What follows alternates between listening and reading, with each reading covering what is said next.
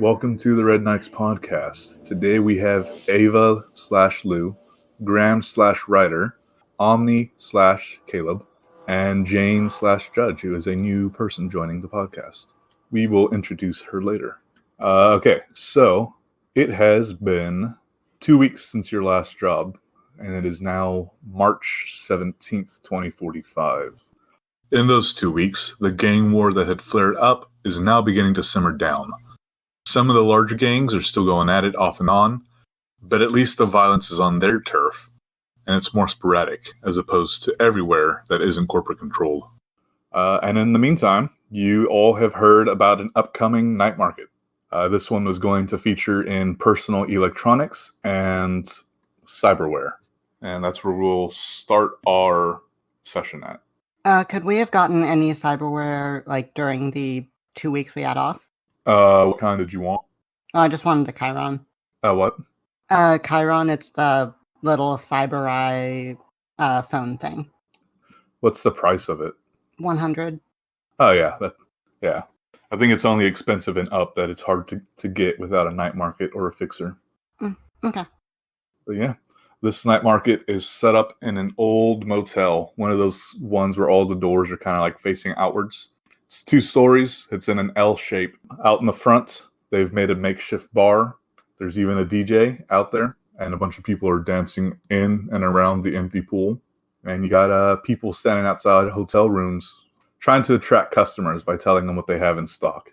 And I believe that a couple of y'all had some stuff from the last game that y'all wanted to sell. I believe Lou had information she managed to get from Netrunning, and Ryder had a small cache of weapons that he wanted to sell. Mm-hmm. I believe that's the case, yes. That list is... Which tab is that list in? You had a poor quality sniper rifle, a poor quality assault rifle, 2 poor quality shotguns, 2 heavy SMGs, and a modified shotgun. Okay, I believe I kept the shotgun, but unless anyone else wants anything, I would sell the rest. Okay.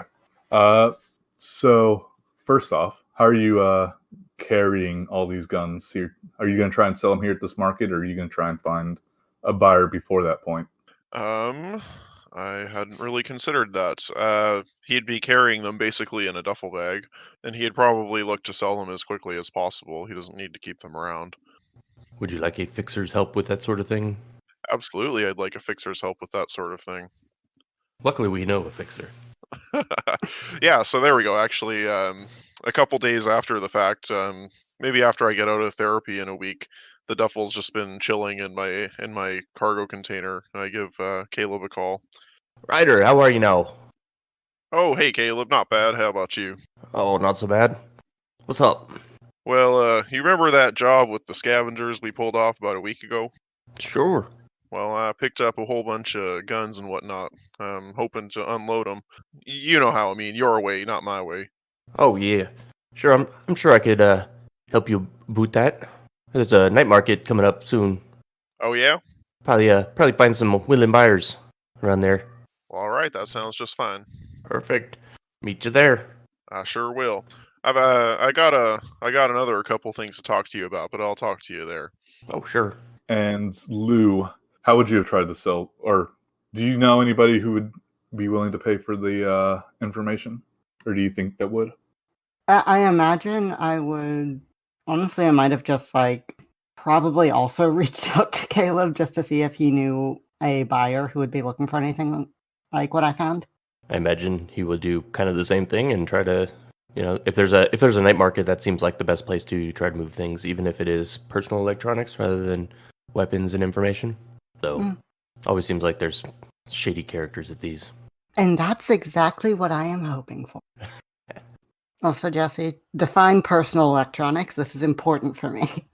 Yes, you can buy your programs here. Cool. But yeah, so the night market this time is I believe this was the group that did security for the last night market. It's a different feel this time than the last one because the last one was food, and everyone kind of needs food.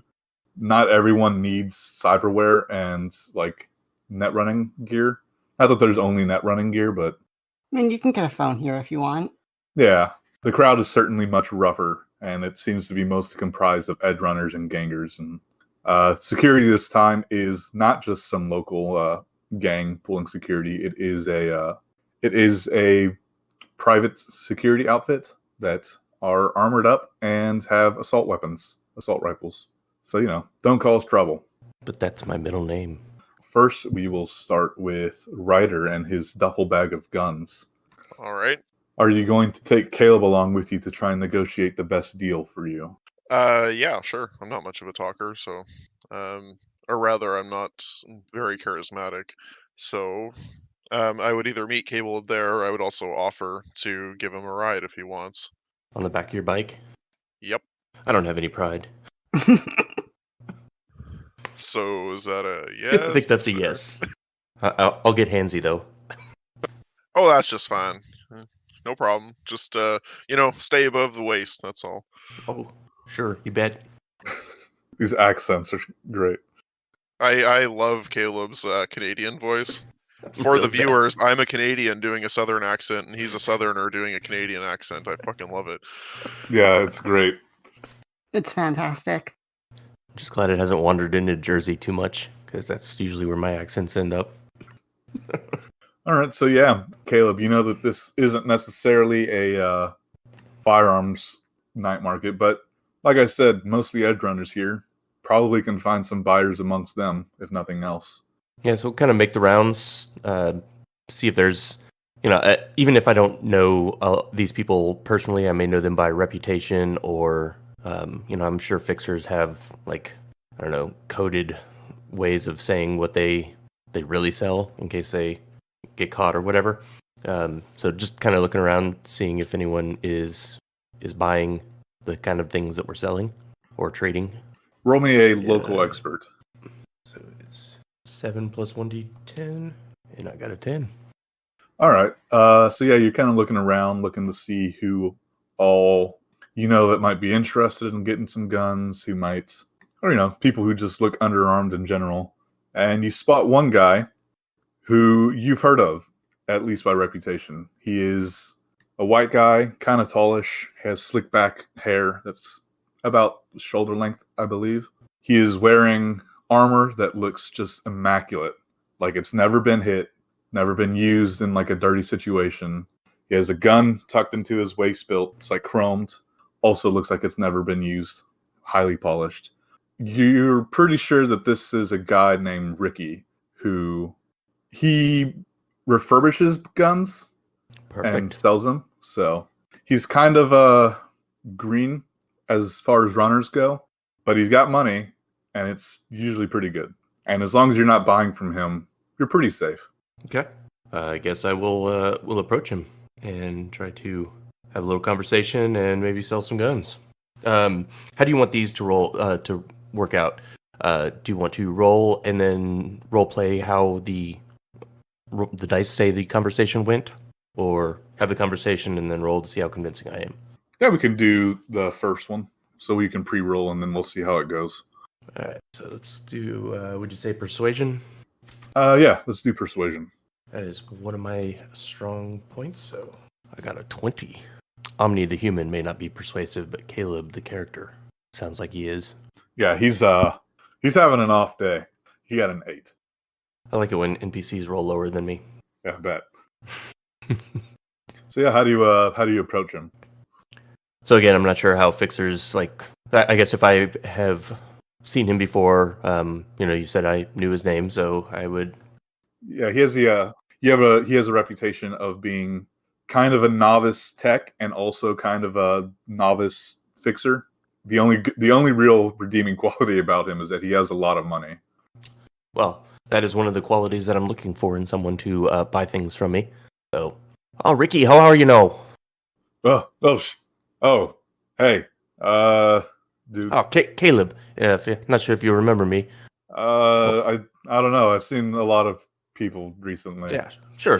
Get it. Hey, word on the street is you're pretty good with the weapons, and me and my colleague here have some things we need to move, if you know what I mean. Oh, okay. Yeah. Let me see what you got. Anything good? And I'm assuming at this point, Ryder will kind of open the duffel and flash what he's. Yep, absolutely. Yeah, I'll throw the duffel down on his like table or counter or whatever, and just kind of check both ways. Probably don't need to, but gonna do it anyways. And then unzip the thing and spread the duffel bag open. And he kind of looks through and is like, yeah, this one could use a little work. This one, most of these could use a little work. I heard that was your thing though. You refurbish lightly used weaponry. Yeah, I'm pretty good at it, I'd say. And if you've heard otherwise, it's wrong. Yeah, so let me look at these. Oh, these are actually pretty good shape. And he kind of like looks at the SMGs.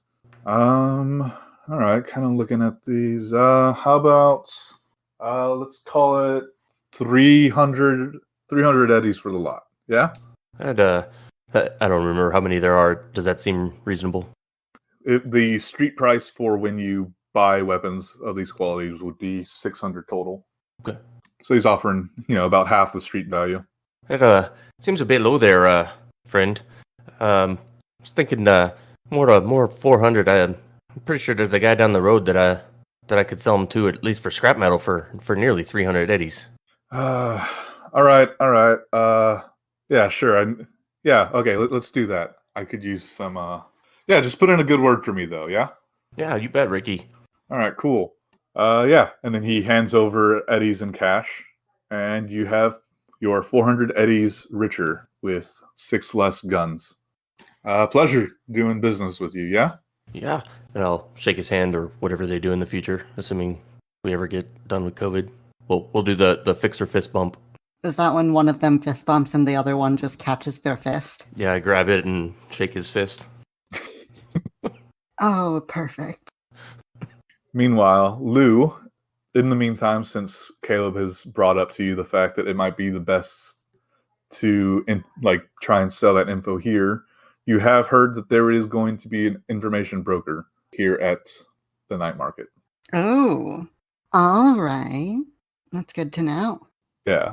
She goes by Gloria, and you know that she's going to be here tonight. She's pretty reputable. Now, a little bit pricey if you want her services, but she also accepts information of all kinds. Okay. And I guess I'll see if I can find her. Just keep an eye out.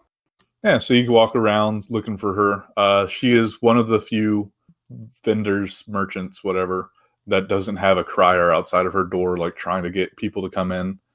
If you need her services, usually you know where to find her. It takes a little bit of searching, but you finally find her, the room that she's set up in, and she's currently helping another person right now when you walk in, and that would be Judge.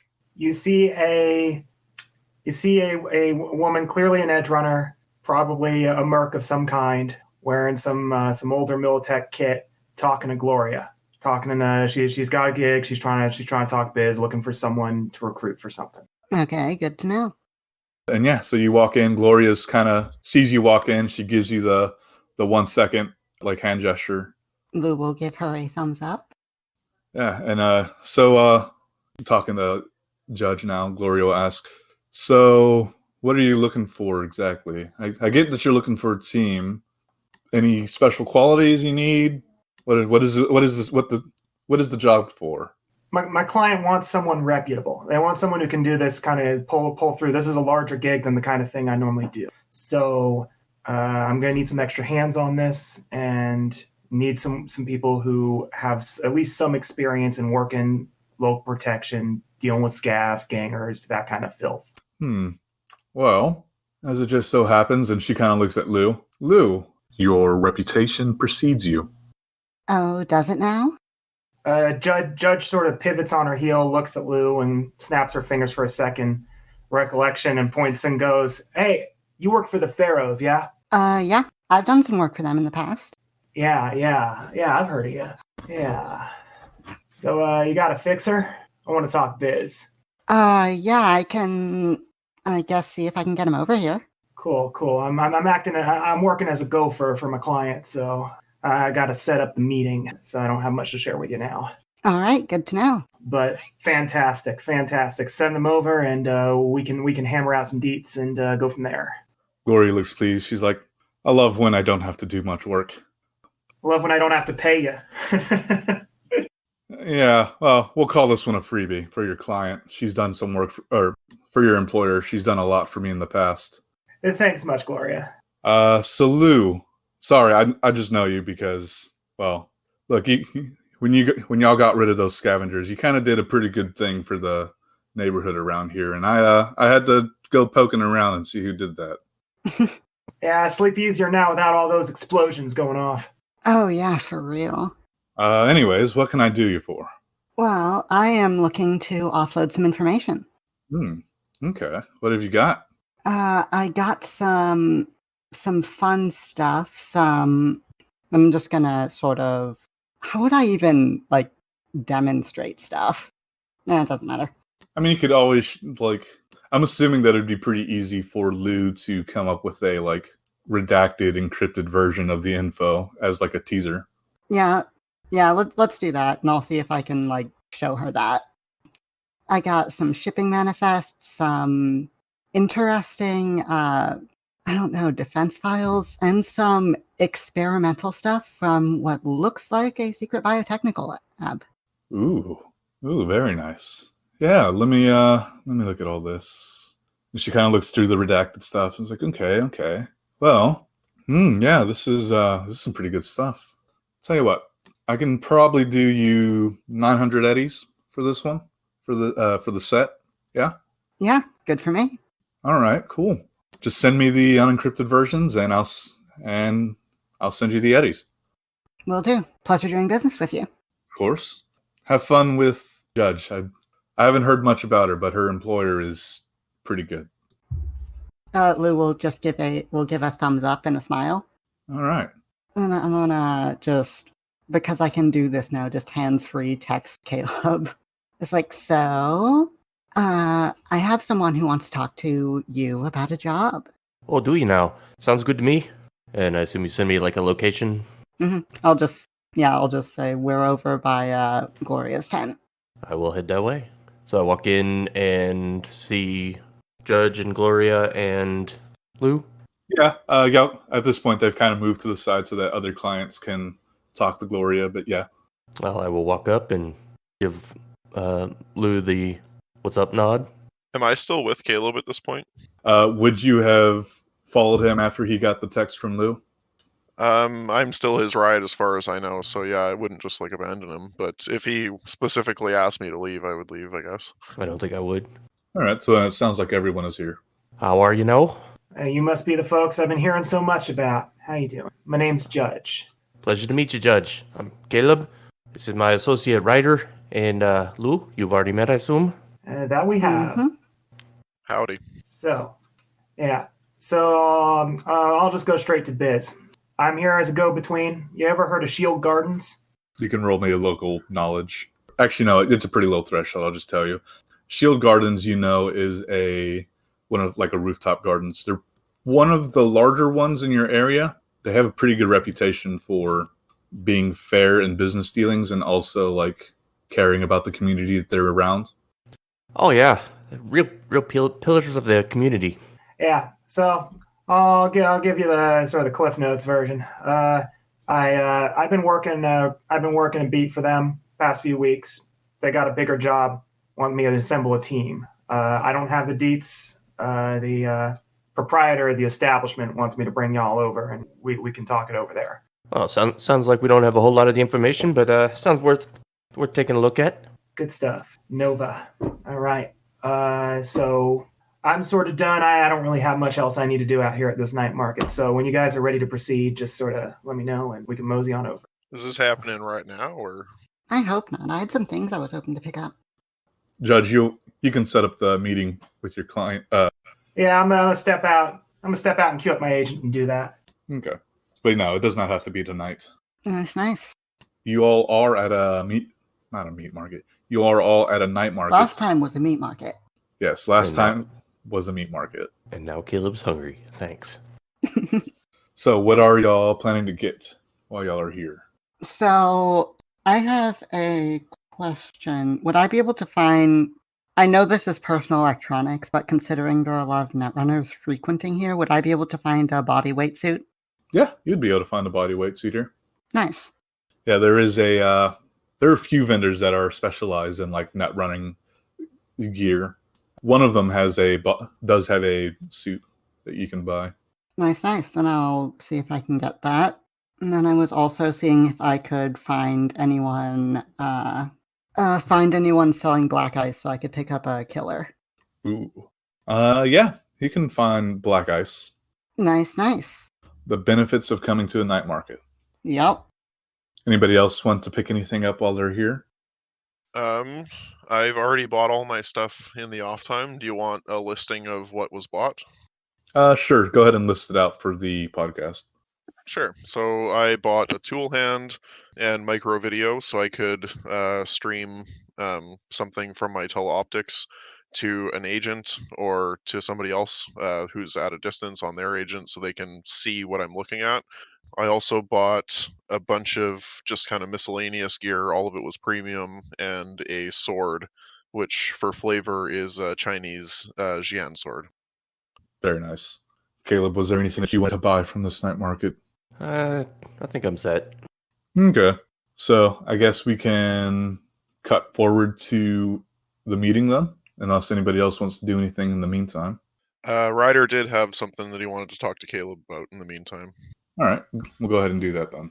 Hey, Caleb, I was wondering, you always seem to be wearing that same sweater. In fact, I'm surprised it's clean. I've never seen you without it. Is there a story behind that there sweater?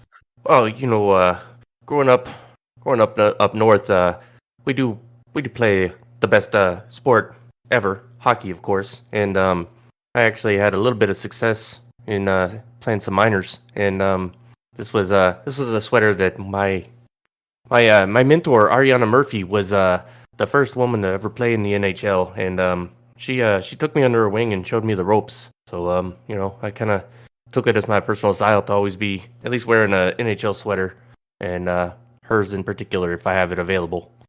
Well, hey, that's pretty cool. And how did you meet her? Oh, she was I was driving the Zam in the local rink, and she was running a thing for kids, like learn to skate type program, and we got the chit chatting, and she saw me play and showed me some tricks, and I started paying her a bit, and then it just kind of blossomed into a more I don't want to say personal relationship because that makes it sound like we got cozy, but yeah, we became pretty close friends, and she taught me a lot. Well, that's very cool. I have nothing but respect for somebody who puts themselves out and helps a community like that. For sure, she's real salt of the earth. There was kind of something else I was hoping to talk to you about too. Oh, sure. Have you got any more of that kibble? And I will pull some out of my my pocket and pull some of the pocket lint off and hand over some ash flavored kibble. I'm almost out. We may need to find another night market that has food. Let's see if we can get some more of this. Yeah, Ryder doesn't pay attention to anything you say after you pull it out. He just like grabs it out of your hand and just shoves it into his mouth as quickly as possible. Oh yeah. Oh god. Yeah. Oh. I haven't been able to take my mind off of this stuff. I don't know what it is. It tastes like hell, but goddamn, it just satisfies in a way that I cannot describe. Oh, I'm there with you. I kind of wonder if it's got something in it that makes it addictive. Nicotine or something. I don't know, but yeah, and I'll take a handful of it myself. All right. Well, I sure appreciate that. If you happen to find a line on more of this stuff, you let me know. You betcha. Pretty sure Jesse's really annoyed that he brought this stuff into his world. No, I find it hilarious. I was muted, but I was laughing the whole time. So gross. Yeah, so at this point, we'll fast forward to the meeting, which Jane would probably meet you outside of the gardens, because if you just try and walk up to them, if you just try and walk up like out of the blue, you're probably going to get stopped. Yeah, by me. But yeah, the Shield Gardens it's an office park. There are 4 squat, long buildings that surround an inner courtyard and a much taller glass and steel building in the middle of it as well. All right. So Judge is standing at her post at the front of the main entrance to the compound, and where are the rest of you guys? Across the street, coming up, face to face. I would assume we'd be face to face. All right. Mm-hmm. I like to see deep into people's souls when I'm talking to them. All right. Well, you just see the glare from my purple mirror shades. Uh-oh, because my mirror shades, we're gonna get like that reflection into infinity then. Yeah. Oh, good. It's perfect. Yeah.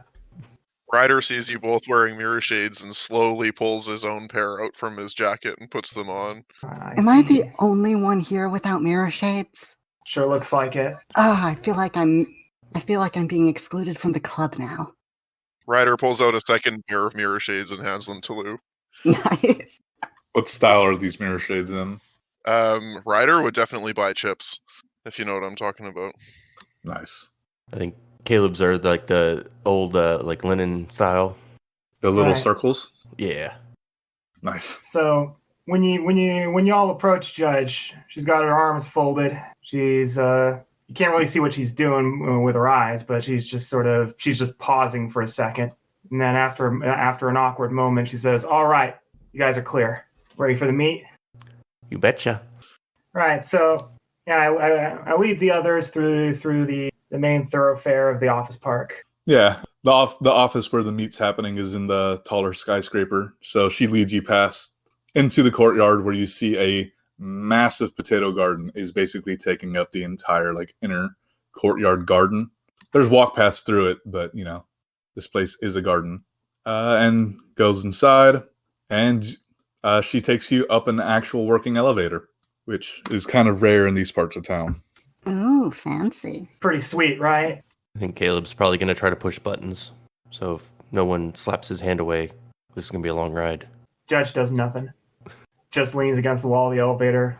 So it takes about 20 minutes to get to the top of the building because the door stops and closes at every floor.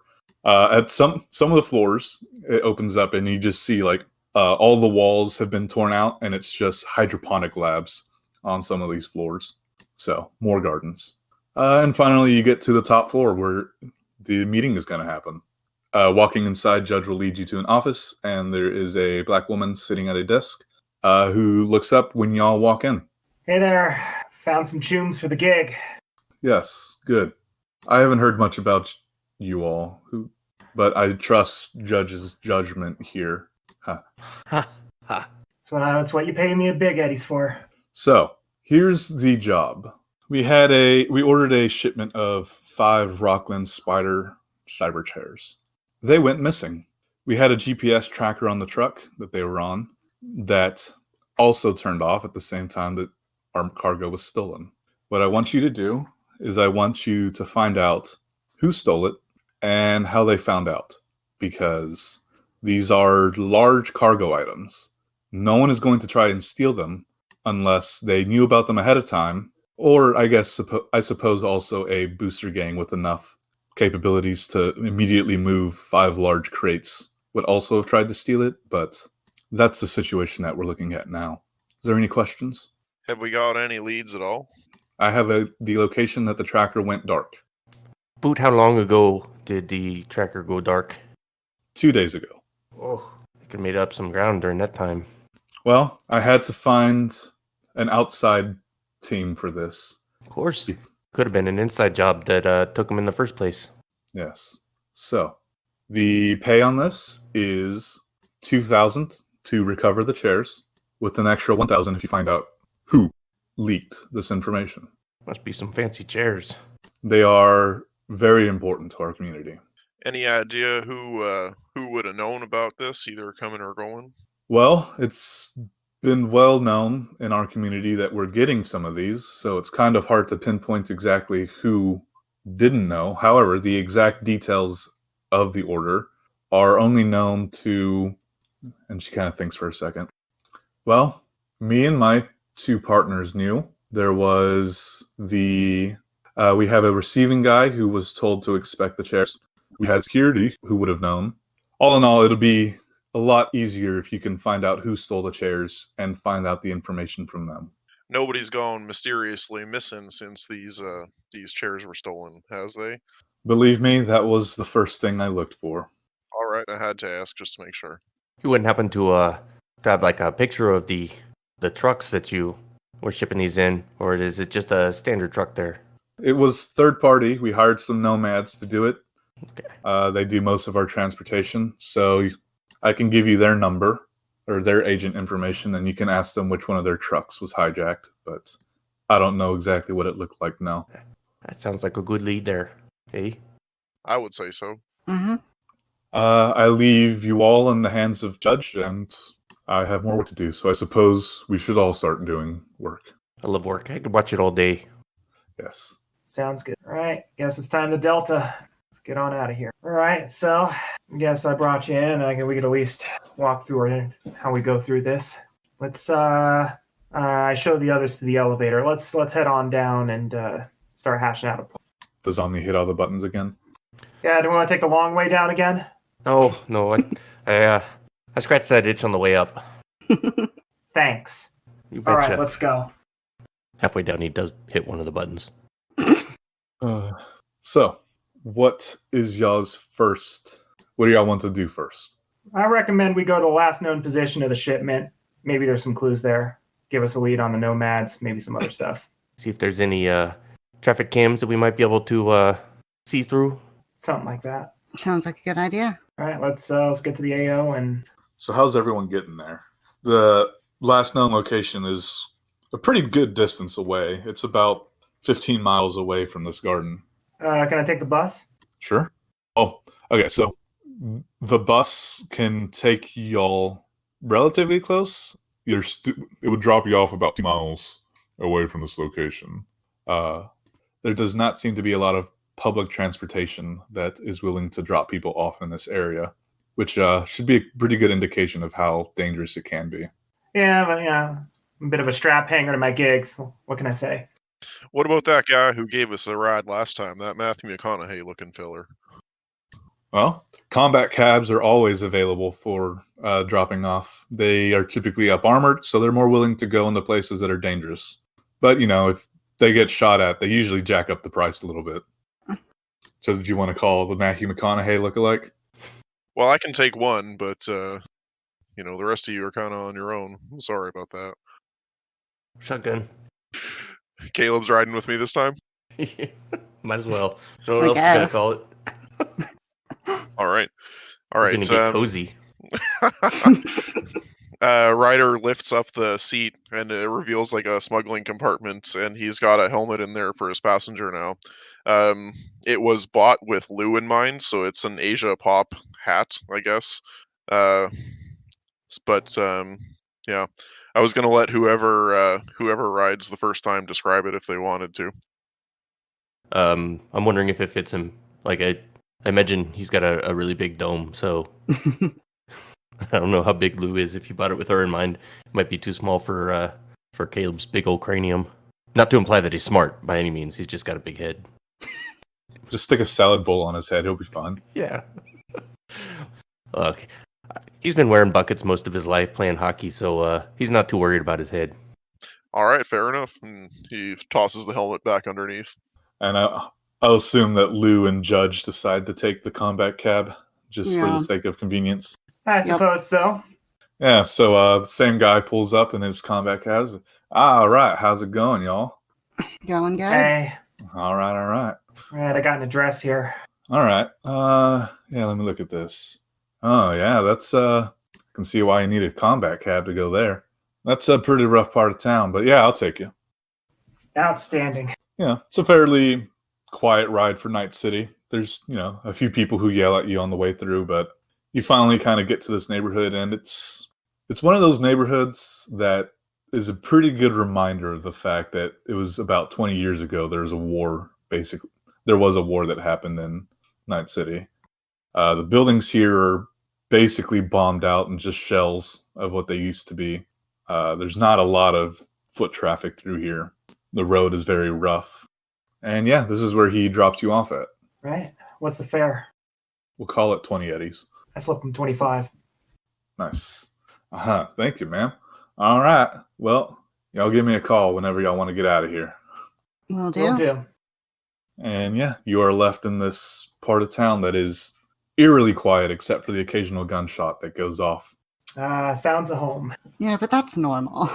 Yeah, I mean, the gunshots kind of slowed down a little bit after the gang war stopped, but this is one of those places where they never really stop. It's not the combat zone, but Yeah. All right. So we just got to group back up with the others. Oh, we would follow. We would follow along. Oh, there they are. All right. Let's go find this ambush site. Yeah, is there any... Okay, so we're at the location it disappeared? yep, you are on the street, pretty much right at the spot where the GPS tracking device went offline. All right. I'd like to just start with scanning with the old Mark 1 eyeball and see if anything stands out. Yeah, give me a perception check. Is there anything specifically that you're looking for? Or you just kind of taking a general canvas of everything? I'm doing a quick visual scan, see if anything stands out as amongst the road, the sidewalk, just sort of the immediate area. All right, so I see Omni got a 12, Judge got a 20. I was totally close. I would like to specifically look for any discernible trail, like if there's a path of destruction that we could potentially follow, or skid marks or anything like that. Can I roll tracking instead? Yeah, give me a tracking. So yeah, Caleb, you kind of look around. It's kind of hard to notice any details amongst all the destruction that's just kind of here in general. Judge, you do manage to look around, and you can tell that there is what looks like fresh debris, like something smashed into a building recently. All right. So it looks like a large vehicle recently ran into one of these buildings. Ryder, as you look around, you see signs of what look like fresh tire tracks from what you probably recognize as motorcycles and ATVs. Huh. Okay. Is there a trail that's like followable? You mostly see like the evidence of like where they did a burnout as they were like taking off. You can see that they went the direction that they went down, but it's going to be hard to track them much longer than like the end of the block. But you know that you're looking at what looks about like 10 or so motorcycles and 3 of these ATVs. Okay. I would like to just slowly drive down to the end of the block to see if there's any further evidence of a trail in any other direction, at least. I know Lou has something to do here, so I have the time, I think. Yeah, I want to see if there are any traffic cams. Yeah, this is a part of town where electricity is a suggestion. Gotcha. Yeah. So that's a no. Unfortunately. Oh well. Judge, did you have a question, I believe? Yeah. So you mentioned the recent impact in the side of the building. Yep. Can I examine it more closely to determine, like, so it's clear that we're going to be looking for a truck with some damage on it. I want to see at least what side of the vehicle that damage is probably going to be on. And does the positioning of the damage on the building give any indication of that? Yeah. You can kind of like look at it for a little while. With your 20, you managed to piece together that direction of travel that it was coming in on and how it probably impacted. And you're looking at the passenger side is what impacted this building. All right. I relay this information to the others. And Ryder, I believe you said that you wanted to look for evidence of more something? Yeah, you said I could tell which direction they went, so I was just going to go down to the next intersection and then kind of take a pause and see if I can tell which direction they went from there. Yeah, from this point on, the following of the trails gets quite a bit harder because you're not following burnouts. You're following like tracks in the dust and debris, and not a lot of vehicles pass through here in general, but enough due to where they kind of mix in. With your 15, you can kind of follow a trail, but it's not one that you're going to be able to follow like as you drive along. Like it's one that you have to walk and look at and observe. Okay, fair enough. But I still have like a general direction, like northeast, southwest from the next intersection kind of deal. Yeah, you can tell that they went. Let me pull up my map.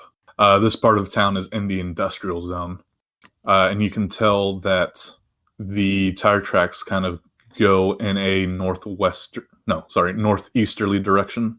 Okay. Then at this point, I would want to use the teleoptics to just take a look and see if there's any buildings that look like they could store a vehicle like the one that we're looking for, or even if it's just parked out in front somewhere. And then I will turn back and head back to the group. Yeah, a thorough examination of this area. You don't really find much that could be used to effectively hide a truck and cargo. Like I said, most of this area is kind of just shells of buildings. Okay. You do eventually, like, as you're kind of looking around, you do see some squatters moving here and there, like, in the buildings. But you don't see any signs of gangs. You don't see any signs of, like, organized crime. This is an area that just is kind of forgotten. Is the outskirts of the city beyond like a kilometer in that direction, northeast? You said, I think. Yeah, so depending on which route they take and how long you're willing to follow this on foot in this area, you could either extrapolate that they went onto the main highway at some point, or they could have eventually gotten out to like the southern Badlands if they took a hard right at some point. But like I said, it's hard to tell exactly. Okay, fair enough. I'll make my way back to the group. What'd you find? Well, not much of anything, unfortunately. They headed northeast. There's a couple highway accesses in the area. There's also a whole lot of nothing out past the city limits in that direction too. So it's two potential directions they could have gone. Personally, I would be heading out of the city after a job like this, but that's just me. Makes as much sense as anything. At this point, everyone make me a perception check real quick. Okay. So yeah, you all are kind of talking about possible things that could have happened and, the clues that you do have. And eventually you'll notice that there is a person who seems to be kind of like hovering around the general area that you guys are in. She's hanging out in like the buildings, but she seems to be listening to what y'all are saying. That's not good. I feel like we should go talk.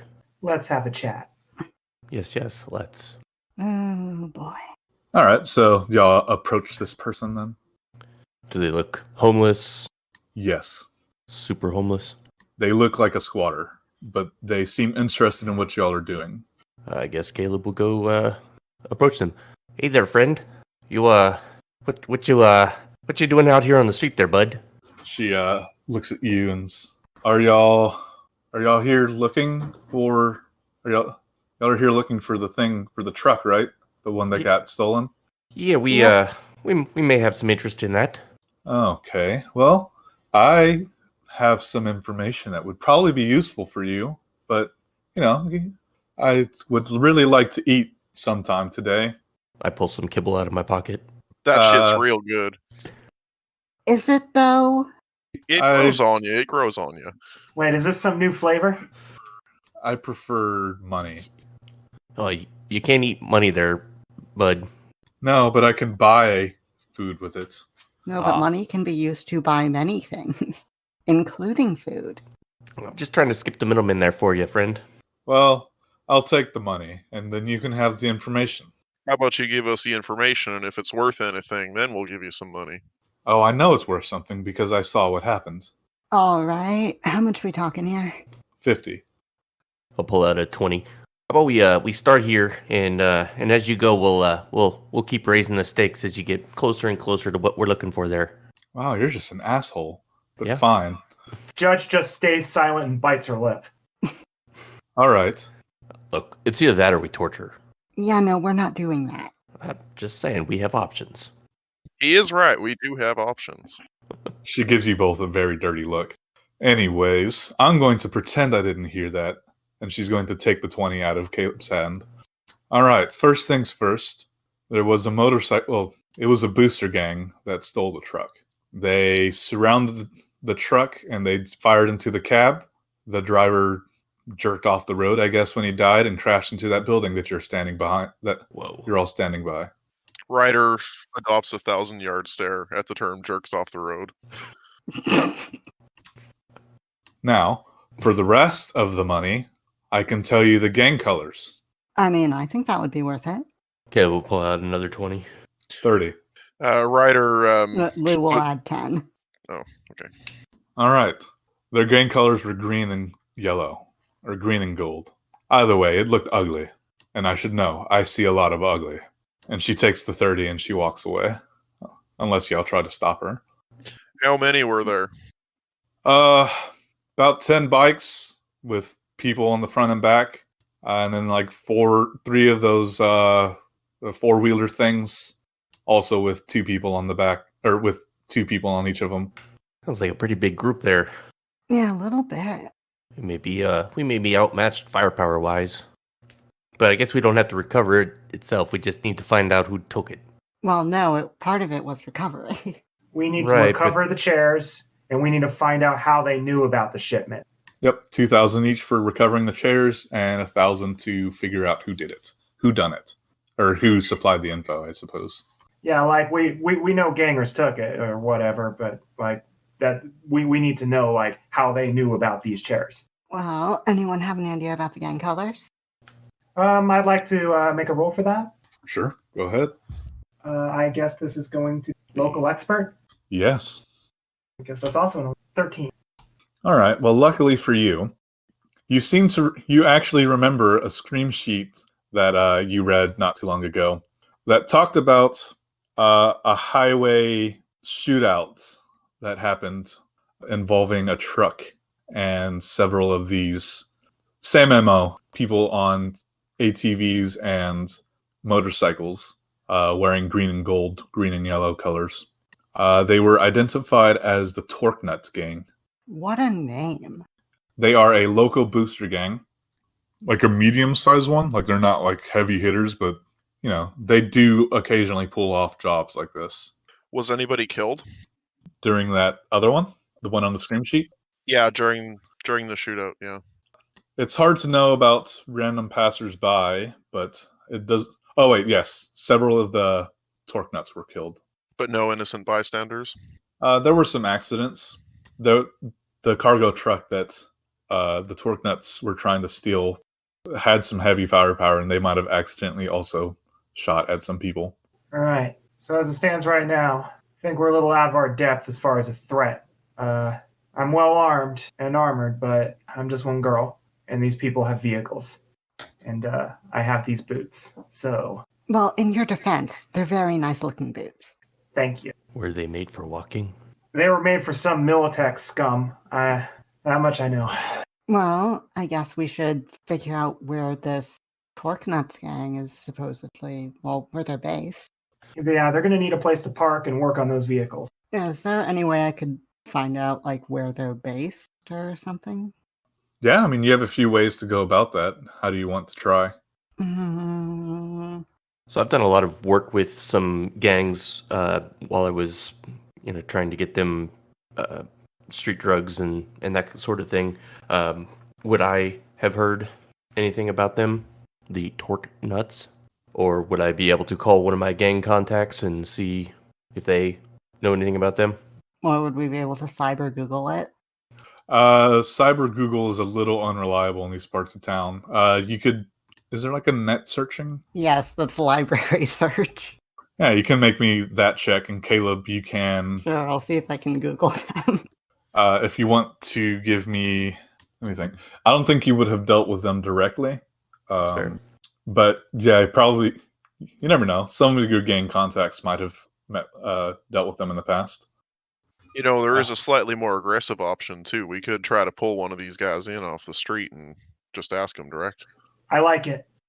Lou, with your 20 in your library search, you do eventually find like forums of people talking about like local gangs and places to avoid, and you eventually find out that the Torque Nuts kind of operate all over. They like being on the highway most of the time. That's their main like gang territory. As far as where they're actually headquartered, it seems to move around from time to time. They are kind of like nomads in that sense, where most of the time they just take whatever they have with them. Gotcha. But let's see, because you did get a 20. Latest reports have them being based around. Get my map again. Yes, the new reports have them based around New Westbrook North. Okay, gotcha. Well, according to what I've been able to find, it seems like people are saying they're based around New West the north end of New Westbrook. Wait, hey, I grew up around. But also, if you look at the map, New Westbrook North is kind of far from where you guys are now. Well, yeah, we just trucked all the way across town from there. So I'm not sure they would just drive all the way there from here. That seems like a very poor decision if you're looking to, get away from stealing a truck. Maybe that's not their goal. I figure, since they're gangers and they know those chairs are probably worth something, I'm gonna try and get them, try and get some eddies off them. And Caleb, did you want to make me or did you want to contact one of your gang contacts? If you think it'd be an interesting story, I can. I'd probably yield some interesting details. Sure. So, as part of my character, I frequently procure street drugs and stuff for gangs. Would there be like a gang, I don't know, lieutenant or something that I've dealt with a little bit more than the other ones that I've kind of become kind of close to? Sure. Give him a name. Sure. Does he have a street name or a normal name? Probably a street name if he's a ganger. Yeah. He goes by Lawman. Lawman. Okay, so judging from the name, sounds like this gang is more of a protection-ish kind of gang. Sure, that makes more sense. Okay. So yeah, go ahead and give him a call. Yeah, so ring him up. Caleb, what's up? Oh, Lawman, bud, how you doing?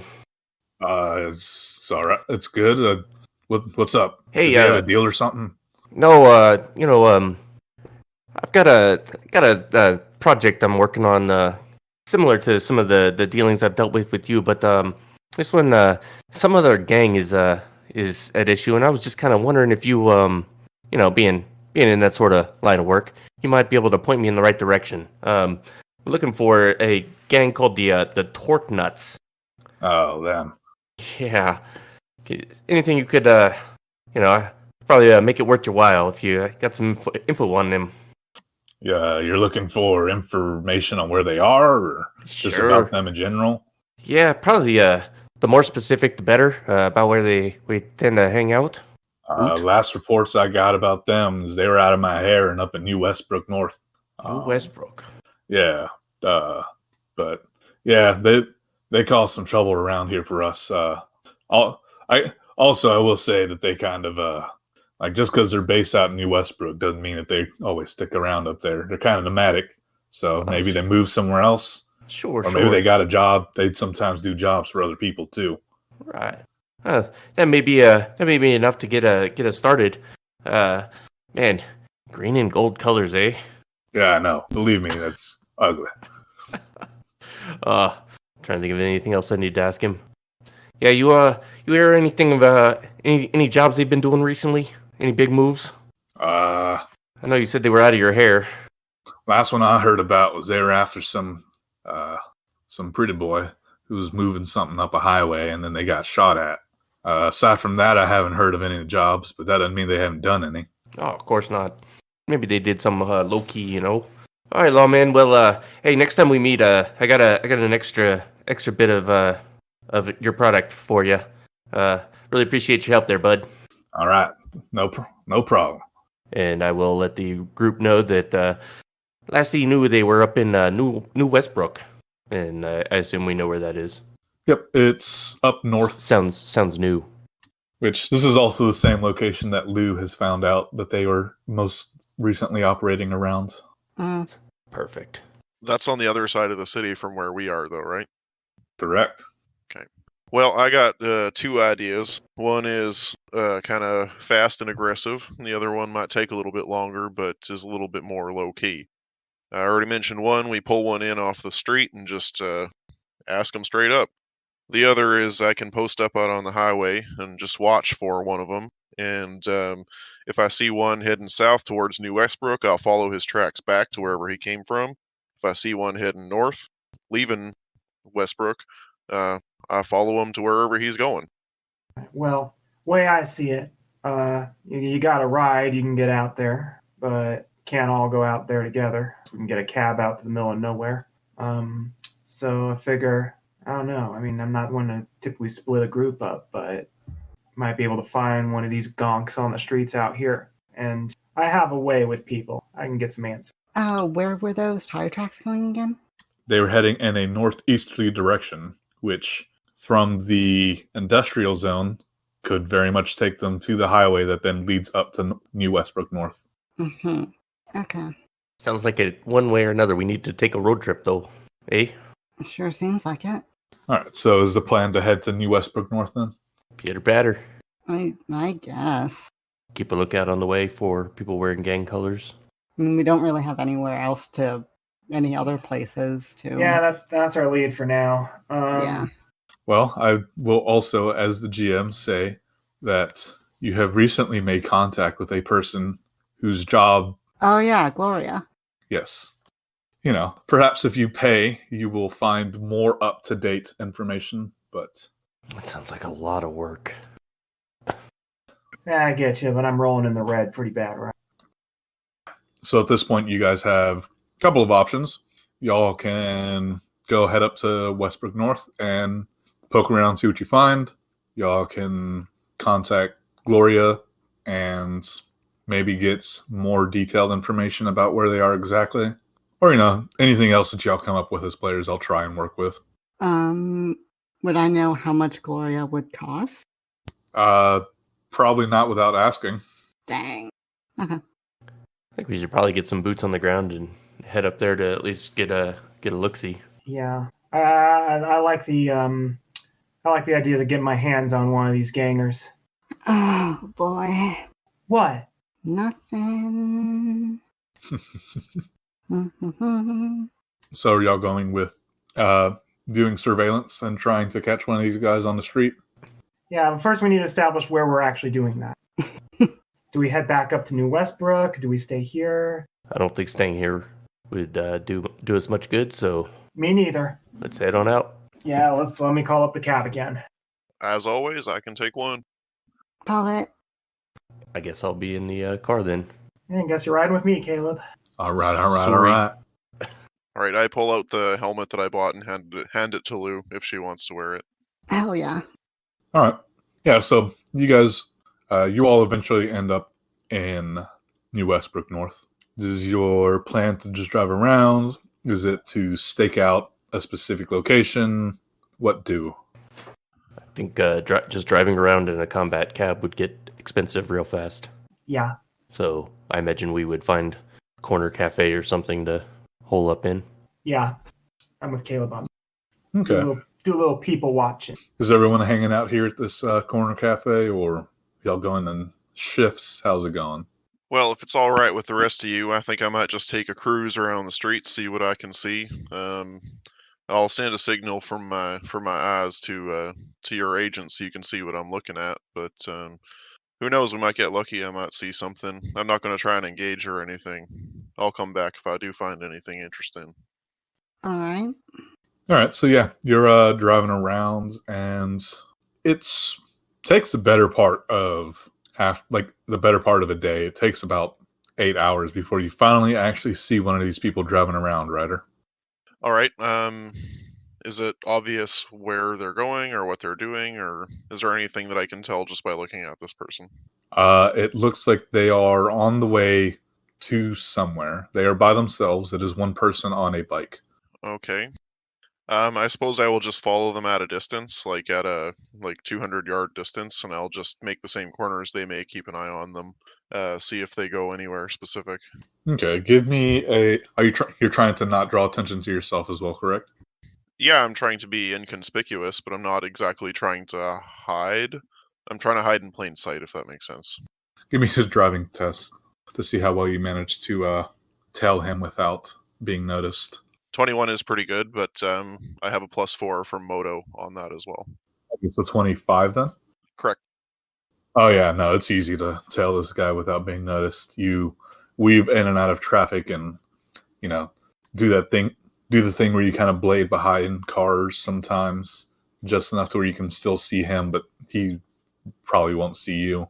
And yeah, you eventually follow this guy to what looks like a container yard of shipping container homes. Okay. I'd be streaming the video of this tailing to the rest of the group the whole time, and I will just drive right by the entrance and look as I'm going, but I'm not actually going to stop in front of it, and then I will make my way back to the cafe everyone else is at. Okay, yeah. As you look in, this kind of looks like the trailer park version of a apartment complex. Bikes just kind of sitting out front. You do see a couple of other people wearing the gang colors, but it doesn't look like all of them live here. Okay. Do I happen to catch anything just kind of out of the corner of my eye as I'm passing, or no? Is there anything that you are looking for? You do not see the truck, if that's what you're asking. Any building that would be large enough to house this truck? No, these just look like residential containers, short-term like lease kinds of things. The general area like has plenty of larger buildings, and there are even like storage yards that you have passed on the way here.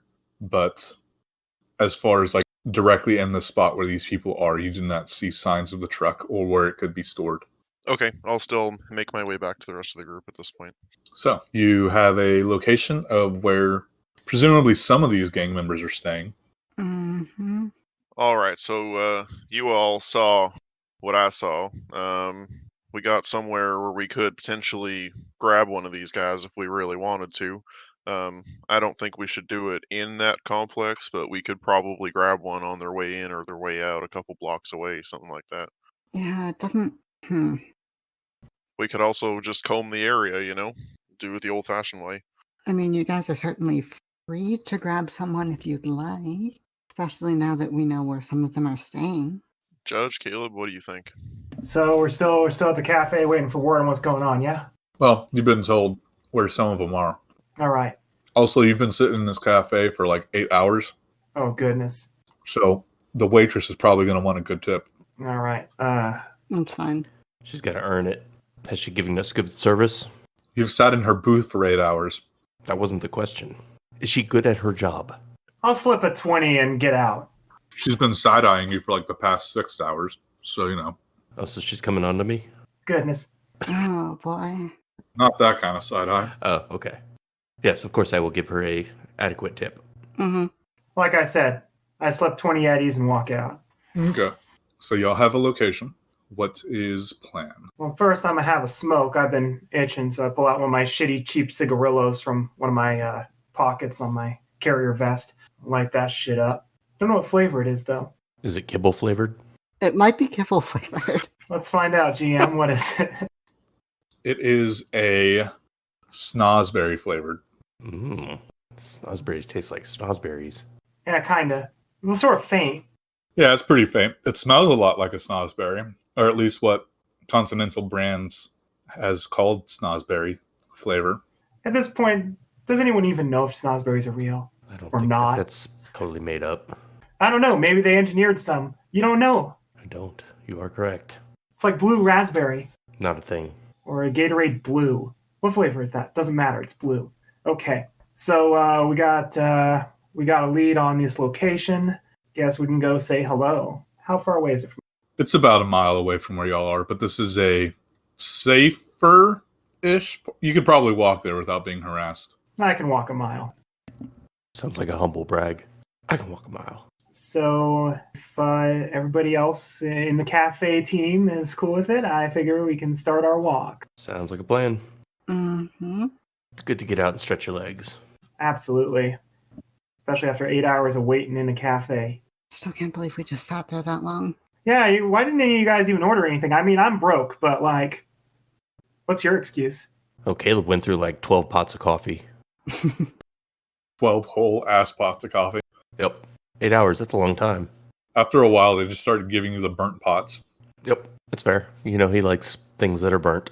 He is a fan of those ash-flavored kibble. He does not have a very discerning palate. Ash flavored kibble. Anna, that sounds interesting. It's delicious. Really? You got some? You got some? I pull some out of my pocket. Oh goodness. Pull off some of the pocket lint. Oh, here you go, bud. Well, let's try Oh, this. boy. So I stick it in my mouth and It tastes like cigarette ash. I It's not good. It tastes like hell, but in about 2 minutes, you're gonna feel awesome. Yeah, I was gonna say, but oddly enough, in about 5 minutes after you have some, you're like, kind of want more. I mean, so like I figured the flavor just sort of blends in with the snozzberry ash of what I was just smoking, so it probably doesn't taste like much of anything to me. Fair. That's all right. Next time we have downtime, I'm gonna have to find where to get more of this. I mean, you could always post up outside of Continental Brands and see what they throw in the dumpster. That sounds like me. Yes, it does. So, what is y'all's plan for approaching this trailer park, container park? Right. We're gonna need to. Said before, it's just a couple people, right? Yeah, when Ryder drove by, he saw 3 of them total. He saw the one pulling in, and he saw a couple of others sitting around. But there's like other people that live there, right? Yeah, they were just out in like the park-ish area. Like I said, this is kind of like a trailer park, so there's just like outdoor seating, and it's just a bunch of them sitting out there drinking. So we could like walk through there, and it wouldn't be like, oh my god, who are these outsiders? No, this is all like temporary, like pay by the day housing for the most part. Yes. How much would 1 day cost? About 10 eddies, and you get a container. One of the smaller ones, though. For 50, you can get one of the large ones. Is that better or worse than where I'm currently staying? Where are you currently staying? In a container, whatever the default lifestyle is. It's $1,000 a month for a container. Okay, so Yeah. these are more expensive, not necessarily nicer. The small ones are probably probably a little worse than yours, but the big ones are probably pretty nice. They're like the full length ones that large equipment gets shipped in. The ones that you see on like cargo ships. Yeah, sure. So what if we rented one of these small containers just to have a little base of operations, and we try to pull one of these guys in and let Judge go to work? Please tell me I'm not going to need to sleep in here. I don't plan on it either. But hey, I got my ruck with me if we need. Yeah, I don't think My we should baby. stick around once we get one of these guys. Yeah, we should probably leave immediately after that. So you go and rent a container then? Yeah. Seems like the adult thing to do. Yes, Ryder will pay for it this time. All right. The old man at the desk is like, oh, thank you very much. No problem at all, old timer. Have yourself a good day. Gives you a key to a padlock. Wondering myself if this guy knows the colonel. As we go on over to the unit. Okay. The unit is basically just an empty cargo container. Like, the idea is you just have a place that you can sleep without the rain falling on your head, and you provide your own sleeping bag. Good stuff. All right. I'm rolling kind of minimalist, so I don't really need to set up much for this. So just bring our guests over, and we'll do the rest. Let's go Well, find us a friend. Sounds good to me. Are you waiting here, Judge, or are you gonna join us in acquiring this fella? All right. I'm not so sure I should follow with y'all because just taking a look at me, I'm. If you're a ganger, I'm trouble. Just the way I'm dressed. Her look does scream cop, or at least rent a cop. It screams mall cop. You raise a fair point. only thing she's missing is a Segway. Well, I'm not in full uniform. I don't have one of those cool badges and stuff like Judge Blart, mall cop. Judge Blart Mall Cop, Cyber Mall. So how do you make friends? How do I make friends in like a general sense, or just how y'all? I think Jesse's lonely. How are Gotcha. these citizens going to make friends with these gang members? Yeah. All right. Well, there's kind of one of two ways that we can do this, as far as I can tell. One, Caleb, probably you're the best talker here. Talk somebody into that there container, and Judge will pounce on them. I'll keep them from escaping. Or we can do the more aggressive thing and kidnap somebody. I feel like that one's asking for more trouble. I do agree. I think we got more plausible deniability Hold on. if we ask Just Caleb. I'd like to float something to you guys. These are booster gangers. They like drugs. They're a gang. And Caleb sells drugs. I have been known to procure some items. You may not need the dirty approach. If we can get them over to the unit, we can just subdue them there. Yeah, I agree. Talking them into it is probably the easier of the two anyways. I'll stay here at the unit, out of sight, and when we get close, I can just pop around the corner and get my grubby little claws on them. All right, I'm gonna disappear into the crowd, but I will have my eyes on you, Caleb. Don't worry. If you don't see me, I see you. Sounds like a plan there, friend. I guess let's go find one to try to sell some drugs to. What are you planning to do during all this, Lou? I feel like I'd go with Caleb. Okay. Lou is also like passably good at talking. So yeah, let's try to make an introduction to this ganger. And I don't know how in the real world people sell drugs, but I assume Caleb does because he's a fixer and that's what he does. Typically, it starts with asking if they want to party. Alrighty. And at some point, you may want to invite them to sample the product. Make sure they're cool and all that stuff. Yeah, so let's go walk up to one of these guys. Hey there, friend. One of them kind of looks at you and like elbows his buddy. He's like, ha, "Look at this guy. That's a nice sweater you got." Oh, thank you very much, bud. Hey, you fellas looking to party? Oh, we might be. What'd you have in mind? You got any party favors to go along with the party? Oh, of course. And he reaches under his sweater and pulls out a baggie of whatever drugs people do in the future, whether it's something they snort or inject or taste or pills, or I guess pills seem like the easiest. It's usually air hypos, I believe. Ooh, Yep, fancy. like an inhaler. Blue glass is the common street drug in the book. Well, sounds like I'm holding then. Yeah, so first one's always free, as they say, but I got some more of it back in my container. If you'd like to, if you boys want some more, why don't you come on back to my my domicile and we can talk terms. Yeah, so one of them, I'm assuming you toss him the air hypo. Sure. So one of them grabs it, and injects it into his face, and it's like, yeah, that's the good stuff. Oh, that's good. And his buddies, the other two, are kind of sitting there, just like, all right, yeah, we want some too, yeah. And I'm going to send a text to everyone with my internal agent saying, basically 3 inbound, probably more than we wanted, but well, the one who's already taken some just sits there, so it's the 2.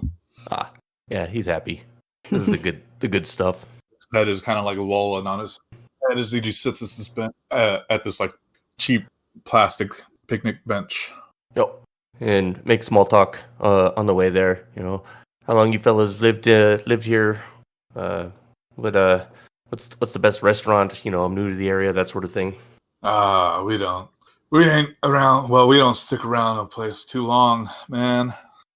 Yeah, basically, I'm just trying to make them drop their guard and think that I'm just a super friendly drug dealer. Of course. Which, I mean, he is. And they don't need to suspect anything. All right. Give me a human perception check real quick. Human perception. Both of us or just Caleb? Oh, yeah, both of you. Okay, I'm just going to assume that Caleb's got super high on this because he rolled a 10 on that. Yep. Yeah, he got a 22. Yep, plus whatever additional D10 this will be. You can tell pretty easily that while these guys are coming along with you, 27 total, nice.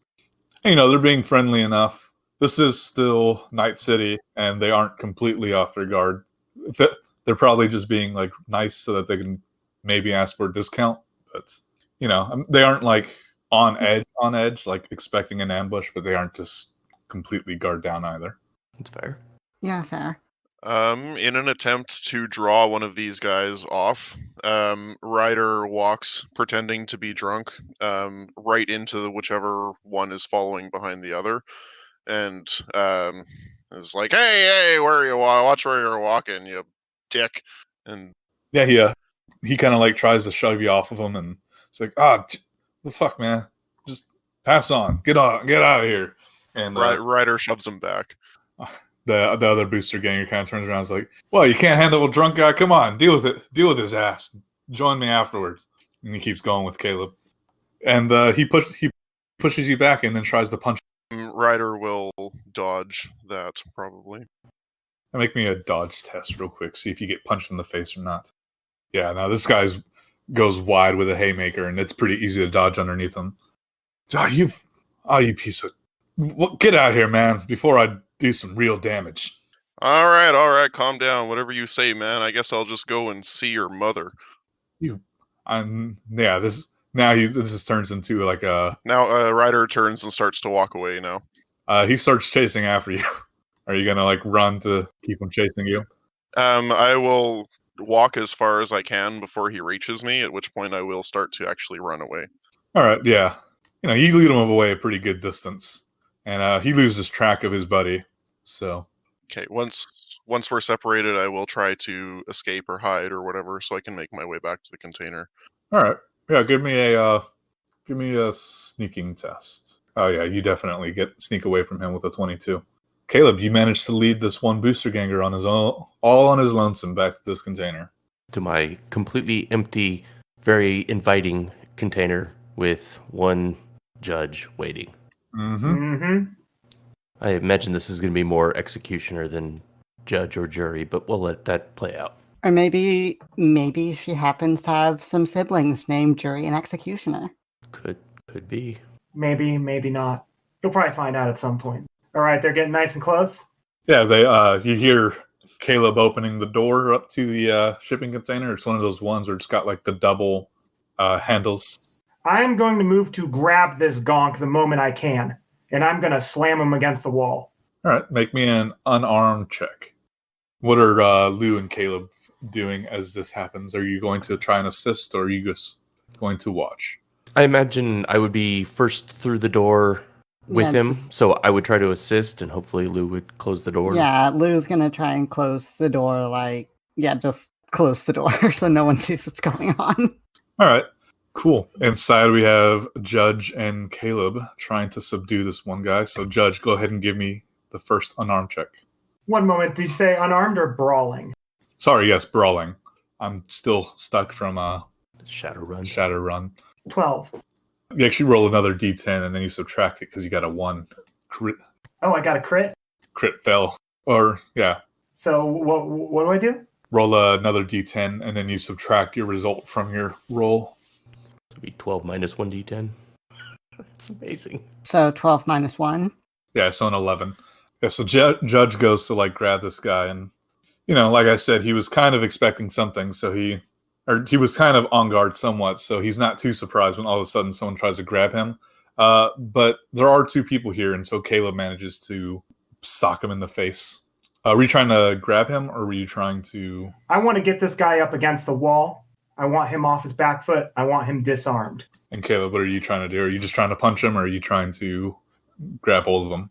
I imagine that Judge was trying to grab one arm, and I tried to grab the other, and we were gonna both shove him up against the container's wall, and I guess I get a much better grip on him than she does, so I've kind of got one side.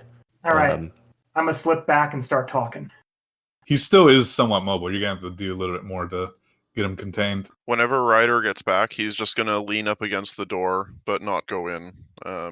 He will just bang on the door to let people know that he's back, but he's not actually going to go in. He'll just smoke outside. I'm pretty sure Lou's also outside of the cargo container, probably just on her phone. All right, let's try this again. I'm going to punch that fucker in the face. All right, roll me brawling.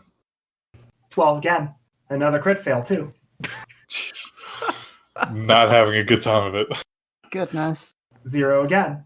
You've gotten 4 1s on these, which is amazing. Yeah. Judge has rolled 2 1s, then a 10, then 2 1s again. What have you done to make Exploding Bot that mad? Or Exploding Dice that mad? I statistically roll below average.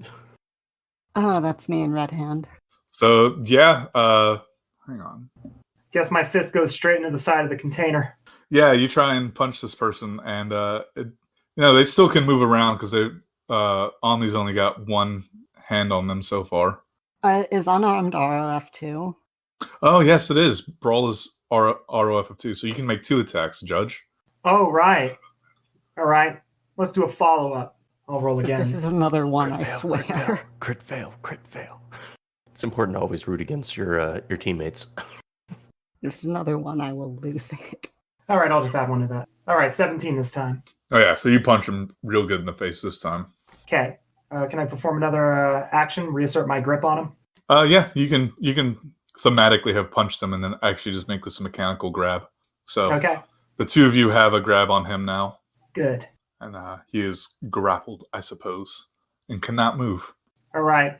I growl in his ear. You're in some deep shit, fucker. Not as deep as you're gonna be. Get your fucking hands off me. And he's continuing the struggle, but can't do much. Right. I'm gonna make this real clear. You clept some chairs. I need to know how you did it. How'd you know they were coming? Oh fuck! This is that shit. Yeah, that shit. Look, that wasn't personal. That was a job. I'll roll interrogation. Well, our job is to get it back. Yes, roll me the interrogation. Well, then aren't we all just doing our job? I'm gonna give him another little punch in the gut. 18. Yeah, so he continues to try and be evasive, but eventually you grind him down with your question. And what specific questions are you trying to have answered? Pretty much the main points we need to know is where the chairs are now, and how do they know that the shipment was moving? Who hired them would also be good. What was that last one, Lou? Oh, I said who hired them would also be good. Oh God! All right, shit. Look, the truck is stored. The truck and the cargo is all stored in a warehouse on the very north side of Westbrook. There's a garage up there. It's like right on the edge of the Badlands. You said who hired us? I don't know. Do I look like management? Judge doesn't look impressed. I don't. You can stare at me all you want. I don't know who the hell hired us. I just got told to go and hijack a truck. All right, I'm gonna make one thing clear. I draw my pistol. This is me being nice. I pistol whip him in the head. Okay. Is your intent to knock him out? Yeah. Okay, yeah, he goes down. All right, that was fun. Good job, everybody. I'm really impressed. So that happened. The Yeah. instant tonal shift of Judge there. I love it. Why are you guys looking at me like that? I got nothing. All right, drag this fucker out back. He had a little too much. Partied a little too hard. Know what I mean? I will take him outside. I feel like you could just leave him in the cargo container so they don't see you dragging a man out of an empty cargo container. Yeah, you know what? You're right. Step outside, replace the lock.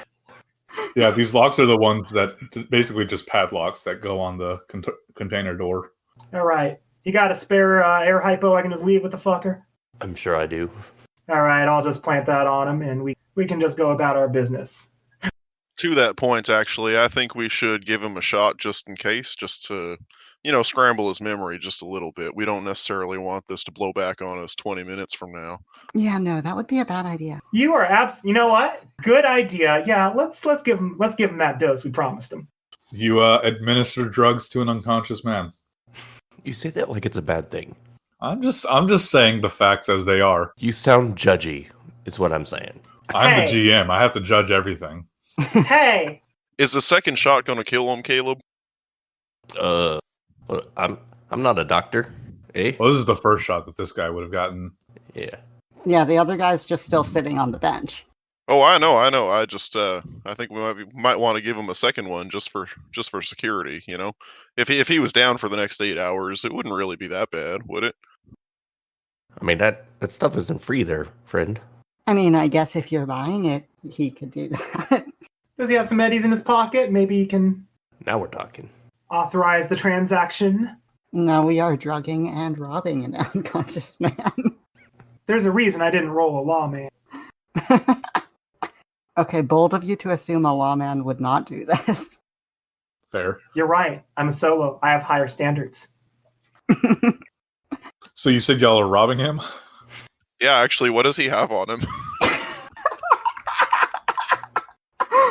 Let's see. He has a combat knife on him, which is a light melee weapon. And he also has a heavy pistol on him. And also he has 50 eddies. Is that enough for 2 shots of blue glass? I think it's enough for looks one. like blue glass is 20. Oh, okay. I was looking at black lace. Oh yeah, black lace is 50. Caleb, you're the dealer here. You set the price. I'm trying to figure out in character whether I would be willing to just waste some of my, drugs to give him some. But yeah, let's give him some, and I'm gonna take the cost. If you give this guy 2 doses of blue glass, you'll be 10 eddies in the hole after taking the 50. You can take it out of my cut of the weapon sales. Hey, sometimes you got to spend money to make money. I also take his shoes. Are you gonna walk a mile in those? No, you never know when you need a spare pair. Just leave them on the back. He's got some very dusty, very grimy, but like the soles are actually in pretty decent condition of those motorcycle boots, the ones that are leather with a little ring on them, except this isn't real leather. Now the question is, were they the same shoe size? Little tight, probably about a shoe size down. Well, it's just a backup pair anyways. Poor Gonk. He had a little too much, probably a little too hard, and lost all his money, weapons, and shoes. And is going to wake up in a locked cargo container that's locked from the outside. Oh yeah, we should probably nick that iron too. Ryder pulls a large revolver out from his holster and says, "I already got one. You help yourself." You know what? I look at my very large semi-auto and go, I could use a backup. Well, you have a location for the truck. So you said it was a heavy pistol and how many rounds? Whatever a full magazine is. 8 rounds. Got it. All right. Well, y'all have drugged and robbed a poor innocent booster ganger and locked him. Let's tap the brakes on that. He did nothing to you. He's barely a ganger. Hey, he got boosted though. He did. I mean, ultimately he got what he wanted. This is why you don't do drugs, kids. Don't do drugs, you'll get knocked out, robbed, and then left in a container that is locked from the outside. Yeah, sounds good. All right. All ready to move on to our next adventure? Meet new friends? Give them drugs. Hey, we pull off this next approach, right? Maybe we can just sell it to them. I dig. Well, let's Delta. Let's get out of this park. Yep. So, do we just want to hit up that next place? Maybe case them from a distance? We're going to need a ride out there. I can take one. I mean, I'm always willing. All right, well, hop on. Okay. Caleb and Judge can also get public transport up there. This part of the town is a little easier for like buses and stuff to travel around. Right. Blue just enjoys going fast. I try to give Lou a fun ride this time. I'm gonna do like wheelies and shit, and like do that thing where motorcycles like almost drift around a corner, and you have to put a leg down to keep yourself stable. Sorry, I let go of my button there. Love that. Love that for her. So yeah, as you go closer and closer to this area that he told you the truck is stashed at, the bus will drop Caleb and Judge off a mile away from this location because this far at the edge of the city, it starts getting a little less populated. It's not like necessarily dangerous, just that not a lot of people want to live this far away from stuff. Yeah, that's fair. Yeah, I get you. Also, this is a kind of upwind of the whole radiation zone. Ah, good point. Good Oh, point. of course. So, it's not so bad right now. Your agent's Geiger counter isn't going off. Well, But, that's mostly accurate. Mostly. I got my mask just in case. Won't put it on just yet, but I got it here. So I guess we're going to take a walk. Pitter patter. And assuming Ryder and Lou get there first. This looks like the kind of place where if you want to case it, you're going to have to be sneaky about it. Because people just loitering around is kind of cause for suspicion. Is there anywhere within about 200 meters that is high enough to see into the compound? It is a warehouse, but you do see there is like a building like down the street that looks abandoned that has like a rooftop ladder access around the side of it. Well, if it's all the same to you, Miss Lou, I'm going to go see what I can see. I will stream you what I'm seeing so that you can take a look. You can also come with me if you prefer. Yeah, I don't feel like really standing around here, so I think I'll come with. Sounds good to me. I gotta get out of line of sight from that compound when we get close.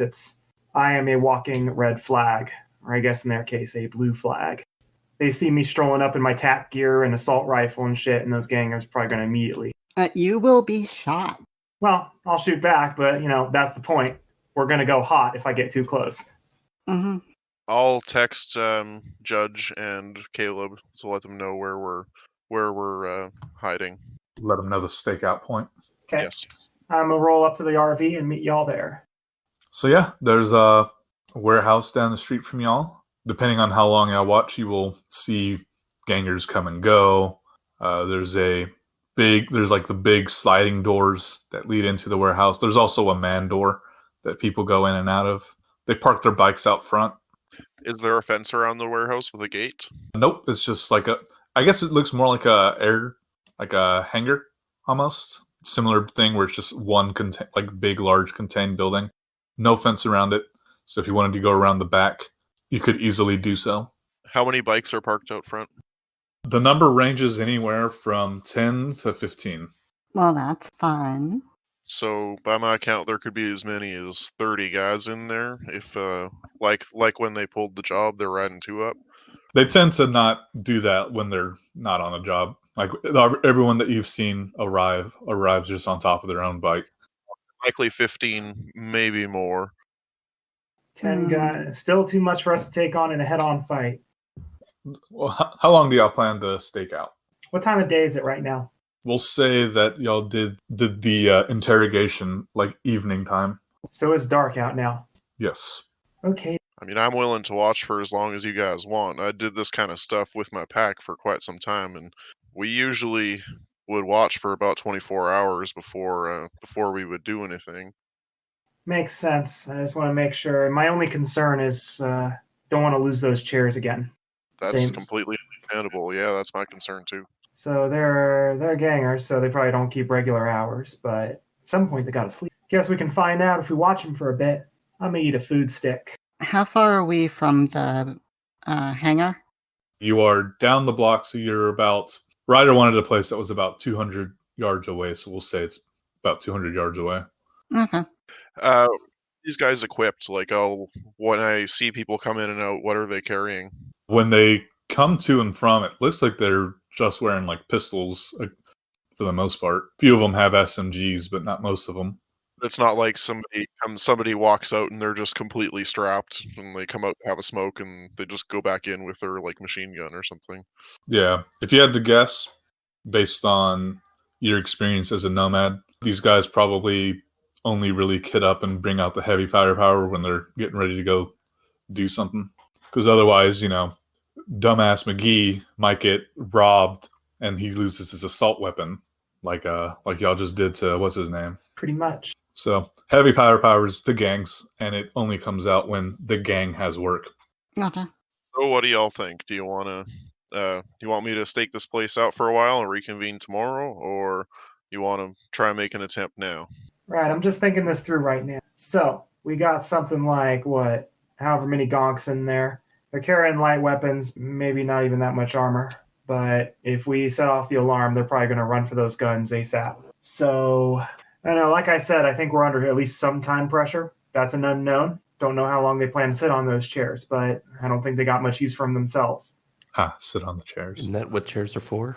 You'd think, but these are fancy chairs. They got legs and stuff. Too fast. These chairs were made for walking. They were. Like I said, that's sort of an unknown. We don't. It's a known unknown. We got this merchandise that they are no doubt expecting payment for or some sort of compensation. Also, you should keep in mind that guy who is currently locked in that cargo container could inform them about people looking for the chairs by tomorrow. That's true as well. Time's ticking. We can't do it. I think a 24-hour surveillance is out for this one. Yeah. I'd like to get closer to the building, actually, if we can. That'd be good. It's dark out. I'm wearing all black. We need to get you closer to the building there to work your techno magic. Yep. I'd like to see if there's anything I can find. I rack the slide on my assault rifle, yeah. Oh, her, yeah. The techno magic, yeah. All right. So, is our Judge and Lou going to sneak up to the building? I would like to sneak up and I would like to get closer and see if I can scan for an access point and see if I can find something. Judge is reasonably good at stealth, so yeah, she is comfortable going up on this. There it is, scanner. Okay, yeah, so give me... How close are you going to try and sneak to this warehouse? That's a good question. It does not have windows, so really the only... realistically, you could probably get right up next to it without anybody noticing, as long as you aren't too loud. I want to try and sort of get as close as possible to it. Okay, give me a stealth check, you and Judge. And of course, I'll turn off all of my glowy neon stuff. Why? That's the best for stealth. It is the most stealthy. Then you're stealthing as you're trying to imitate a... What is it? Swamp gas. I am stealthing as a will-o'-the-wisp. Where is my stealth? There it is. I rolled a 13. I hope I get better than a 13. Me too. Yeah, you did. Hey. Very nice. You managed to sneak up. Like I said, it's there aren't really any windows on the side. It's not even lit on the sides. Like the only light is on the front and back areas. So it's pretty dark over here. So I'll just see if I can find an access point. All right, roll me that scanner. I'll pull security. With an 8, you see that there's one relatively close to the wall that you're at. Okay. You can't really see any of the ones that are further inside, but you do see one that you can access from the outside if need Cool. be. Yeah, I might try and do that and see what's in there. Okay. So you jack in? Mm-hmm. Okay. What is your first action? Always Pathfinder. Pathfinder forever. Pathfinder forever. Fair. Roll it. 9. Not a great one. You manage to see 3 floors down, and the first one is a password. The second one is a file, and the last one is a control node. You know what I mean. Mm-hmm. All right. I guess I'll go down and try and break through that password and get to the control node, and I can get back to the file later. Okay. Oof. Bad. You said this is the password that you're trying to get? Yeah, because I need to get past that to get to the other floors, I believe, which is bad. I get confused with how these work sometimes. Password is basically a gate that blocks from going further down. Okay. All right, so I'm gonna try and spend some luck to try and get past that password again. Okay. What was the... Oh, the D10 was your minus... Okay. Yeah, it's I got really bad. -4. Okay. Yes, I got very bad. So I will say, now realizing that you got a -4, you notice that when you tried that, it popped up a counter for being able to log in. So you seem to have accidentally tripped some kind of failsafe. So you have 2 more attempts to get in before it locks you out completely. Whoopsies. I'll spend like 2 luck. Is it asking to prove you're not a robot? Well, this time it's a much better process. Yep. This time I don't get a -4 on the roll. Yeah, so with a 12, you managed to bypass the password. Cool. Then I'll head down to the control node and see what I can see. Okay. Looks like a control node for the door. Oh, okay. Interesting. And you also notice that this is the bottom of this control node, or of this architecture. Okay, cool. I'm just gonna send a text to the, I assume, whatever group chat for this mission is. Okay, so if someone manages to get in there, I can get the big door open. This is the big one, right? Yes. And, yeah, is there anything else that you want to do while you're up here? I mean, I want to see what that file is, I guess. Go ahead and make me an ID check. That is a 10. Nice. Yeah, so you crack the file, and it looks like they're using this to keep track of upcoming jobs. Oh! Yeah. And it just so happens that they are planning to do another job in the morning. Does this mention anything about who the jobs are for? Nope. It just has information saying, like, talking about how many people are going to go and what equipment they're taking. Okay, does it mention what the job is at all? It just has a location. Okay. Can you identify where the location is? Yeah, can I... Yeah, so you look at the coordinates that are given and the street, like the cross streets. Mhm. This looks like it's happening in the New Westbrook South area.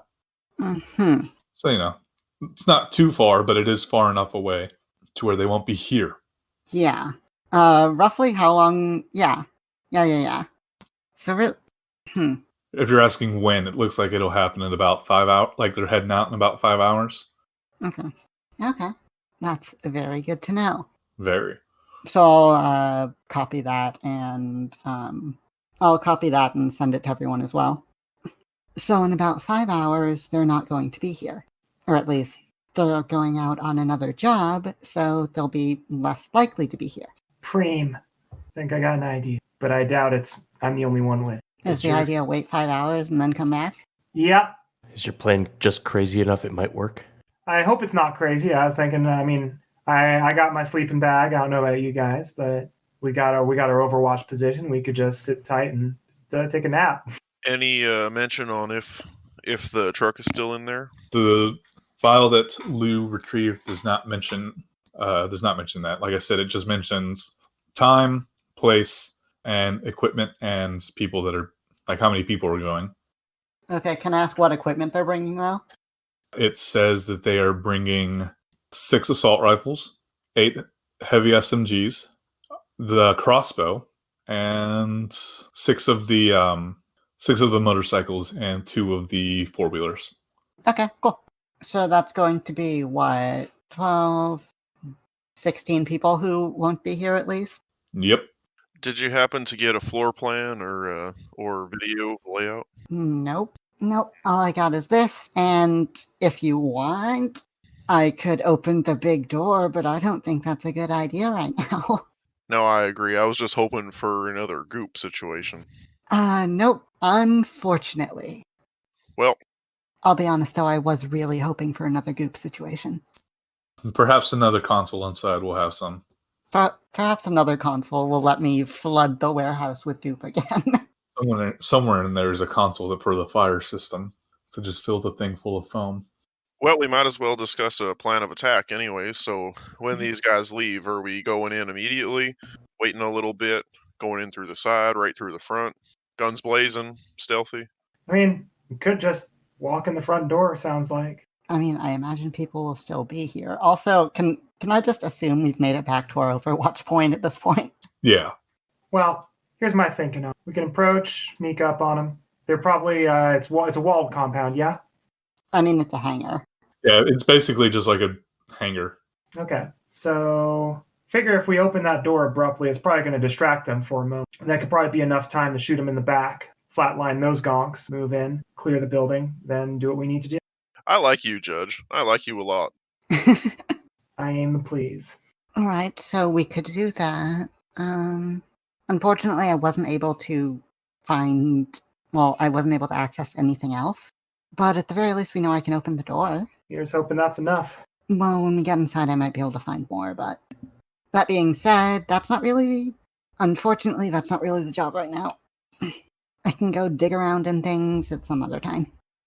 I may have a suggestion that may help. I do like the guns blazing right up the middle plan, but I could try to sneak in the back and locate that truck and bring it all up to the front, and y'all can hop on and we can make our escape.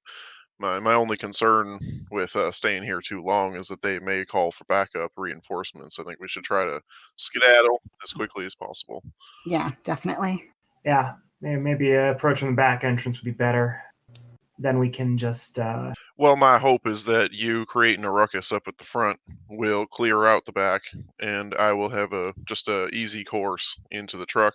I'll get it started, and, well, I'll probably be driving right out the front anyways.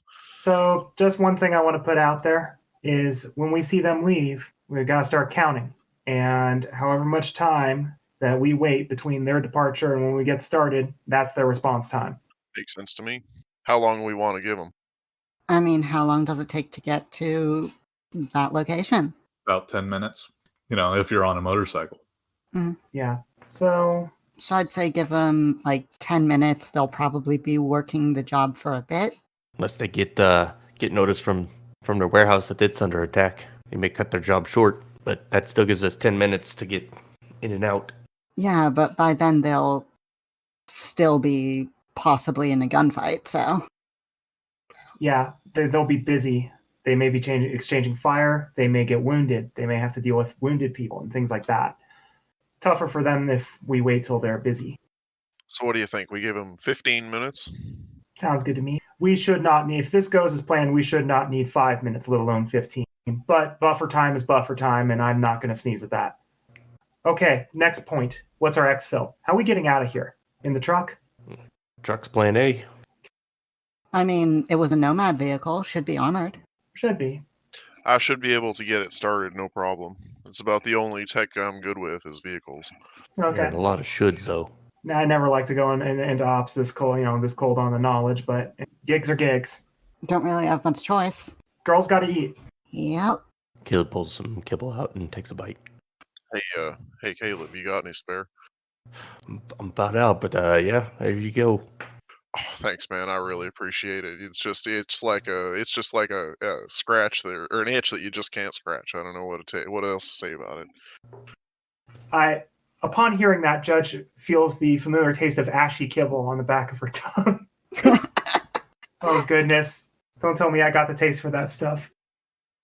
So yeah, y'all plan to wait out on this roof until they all leave, right? Yeah, we'll just stay out of sight and out of their minds. And take a nap. Okay. Is anybody pulling watch? Yeah, I'll pull first watch. Okay. It is during your watch that at one point you hear an engine, like the sound of an engine coming towards the warehouse. And it sounds very different from a motorcycle or a four-wheeler engine. This sounds like a big, beefy muscle car engine. And sure enough, as you're watching, this just like Charger-looking muscle car just like peels around the corner and like parks and comes to a stop in front of the warehouse. I watch intently. And you watch as a man gets out. And do you have any kind of magnification or no? No, I don't, but I think I'm going to wake everybody up. They might have been woken up by the sound of this car. It's Gotcha. pretty damn loud. I would definitely zoom in to take a look at it. No, I'll stream that to everyone's agents so that they can see the details as well. Okay. Yeah, you see a man get out of his vehicle. His face is bandaged up. The bandages look pretty fresh, like they were just changed. He is wearing armor jack and is carrying a grenade launcher on his back. Does the vehicle look like it has any kind of modifications or anything like that? It definitely looks up armored. Yeah, so it looks like it has a NOS system. And it is painted gold or green and yellow. Does it have any weapons attached to it? If that is an option, yes, it absolutely has weapons attached to it. Okay. Is it like a machine gun, rocket launcher? Let's go with machine gun. After ascertaining those details, I'll continue to watch the guy who got out of the truck. Yeah, he walks up to the door, he pounds on it, and like people open up, and he yells something inside, and a bunch of them come out, and they get on their motorcycles and head out. It looks like this is about half the team that's going, and this is also like 2.5 hours ahead of schedule. So Yeah. So how many motorcycles do we have parked out front now? Well, okay, yeah. So sorry, I misdescribed that. Yeah, so some of the people come out in motorcycles, and then the hangar doors open, and several ATVs and like armored, boosted motorcycles come out as well, with people like on the front and back of them. And yeah, it looks like about 8 people leave. 3 motorcycles with 6 people on them, and then a four-wheeler with 2 people on it. And then this guy gets in his truck, or in his car, his muscle car, and leaves with these people. What are the odds they're looking for us? I don't know. Flip a coin, I guess. Yeah. All right. Wait, do we still got coins? I thought they got rid of those. Flip a metal deciding disc. Flip a D2. I asked my agent to flip a D2. It comes up 2. Okay. Signs point to maybe. So, don't know what they're going for. That's the problem. Yeah, but They could come right back. They could stay out. yeah. They got that job late. I mean, they might be going out to set an ambush or something. What were the details on that job again, Miss Lou? Just location and the equipment. Yeah, we need the chairs. We don't need to take this guy out. That's well, the equipment. location, equipment, and how many people. And also some sort of lead on how they knew about, how they set up the job in the first place. Maybe there's information in there. Maybe there isn't. We don't know. I mean, it's possible if they were using one system to have details about jobs, they might have something somewhere about, like, who hired them. How fast do you think you could get into that system and get back out? Depends on how deep it goes. That's what I was afraid of. We may have to write off that second part of the job and just get these chairs and get out. Maybe. We don't know for sure. I think at the very least we should be able to set aside enough time to sweep the building. Otherwise, it's going to be, our plan B is to bolt in there, get in the truck and get out. But our plan A, at least going into this, I believe should be to set aside enough time for ourselves to try to find that information, or at least see if this is a building that could contain that information. Maybe we'll meet some new friends along the way. I will say, just out of, let's see, how long is a round again? Wasn't it 3 seconds? I think, yeah. Yeah, it's 3 seconds. So out of character, I have 3 net actions per round, so it would depend on what problems I run into on the way. Well, at the end of the day, this is a booster gang. They're probably not running a whole bunch of hot shit net runners in there or anything. Yeah, hopefully it won't be as weirdly complex as that secret underground lab. Yeah, it's not like we're trying to bomb Arasaka Tower or anything. Yet. I don't think Arasaka's back yet. No, but, someone bombed that building. I'm not sure who. For all I know, it could be Johnny Silverhand himself, but I don't know. All I know is it's just a big twisted hunk of metal in the middle of town. I think it was an inside job. Inside job, you say? I mean, if someone wants to bomb a big twisted hunk of metal now, I mean, not really going to get him anything. I'm going to fast forward a little bit. As the time for when the actual job was scheduled, the door opens up and several more of those bikes come out with people on top in the dual riding configuration. And it looks like at this point, the correct amount of people are gone from the warehouse. All right. Based on how many bikes there were outside and how many people you've seen come in and go out, you would guess that there's probably 6 people inside. Okay. Let's go through the plan real quick before we go through it. I'm going to swing around to the front. I'm going to find a position, and I am going to lay down suppressive fire out the front. If need be, we can get that door open for a better shot, but my goal is going to be to tie those gangers up, freeing up the back side of the building for ingress for who all is going in the back. Ryder and Lou? Yeah, I can go in the back. That's fine. I thought it was just Ryder, and everyone else was going to the front to cause a big ruckus. I would say that's up to you there, Judge. A little bit of support might be helpful. I'm thinking 2 and 2. All right, 2 and 2 is fine. So Caleb and I can lay down fire from the front, draw their fire, stay in cover. Y'all can come in the back, pop those gonks in the back of the cranium if need be, or otherwise do what you need to do once you're in. Again, we don't know what's in there, so we're going to have to wing it from there. Yeah, you're going to want me to pop that door open in the front for you? Yeah. I think what we can do is... would I have been able to access that from the back? No, but what you can do is go back up towards it and hack it and plant a virus. Yeah, and just do that again. Yeah. I won't make you roll for it because you've already done it and you know what's in there now. Mm-hmm. Okay. All right, so the door popping open then will be your cue, Judge Caleb, to start blasting, and that'll also be our cue once we hear the gunfire to make our way in through the back. Yeah. Well, I figure we give it a short pause, enough time for those gangers to get confused. A few seconds. So get the door open. I'm going to wait till they try and start figuring out why it opened, and then we'll start opening up. All right. Sounds like a plan. Yeah. Doesn't sound like a good plan. It sounds like a plan. I can neither confirm nor deny. I think you can, and you're just not. Here's what I can do. I'm reasonably trained in tactics, and I can make a roll to maybe round things out a bit. Yeah, go ahead and give me a tactics roll. 18. This sounds like a decent plan, assuming that the number inside is indeed 6, which it should be based on how many people you've seen come and go. But Okay, so plan B. Big assumption right now I think we should make is the hypothetical that there are more gangers than we anticipate in there. If there are more than we anticipate, I say that Lou and Ryder just delta straight to that truck, get in, get it running, and just blow out of there. We'll meet up with you, get on the truck, and just get out of here. And we can shoot off any tails best we can. Hopefully it doesn't come to that, though. I'd rather leave quiet. Sounds like a plan to me. I wouldn't mind just a brief moment to hide my bike so I can come retrieve it at a later date. Okay, well, we got some time right now. I'd say we have about, 5-10 minutes till we should get started? Yeah.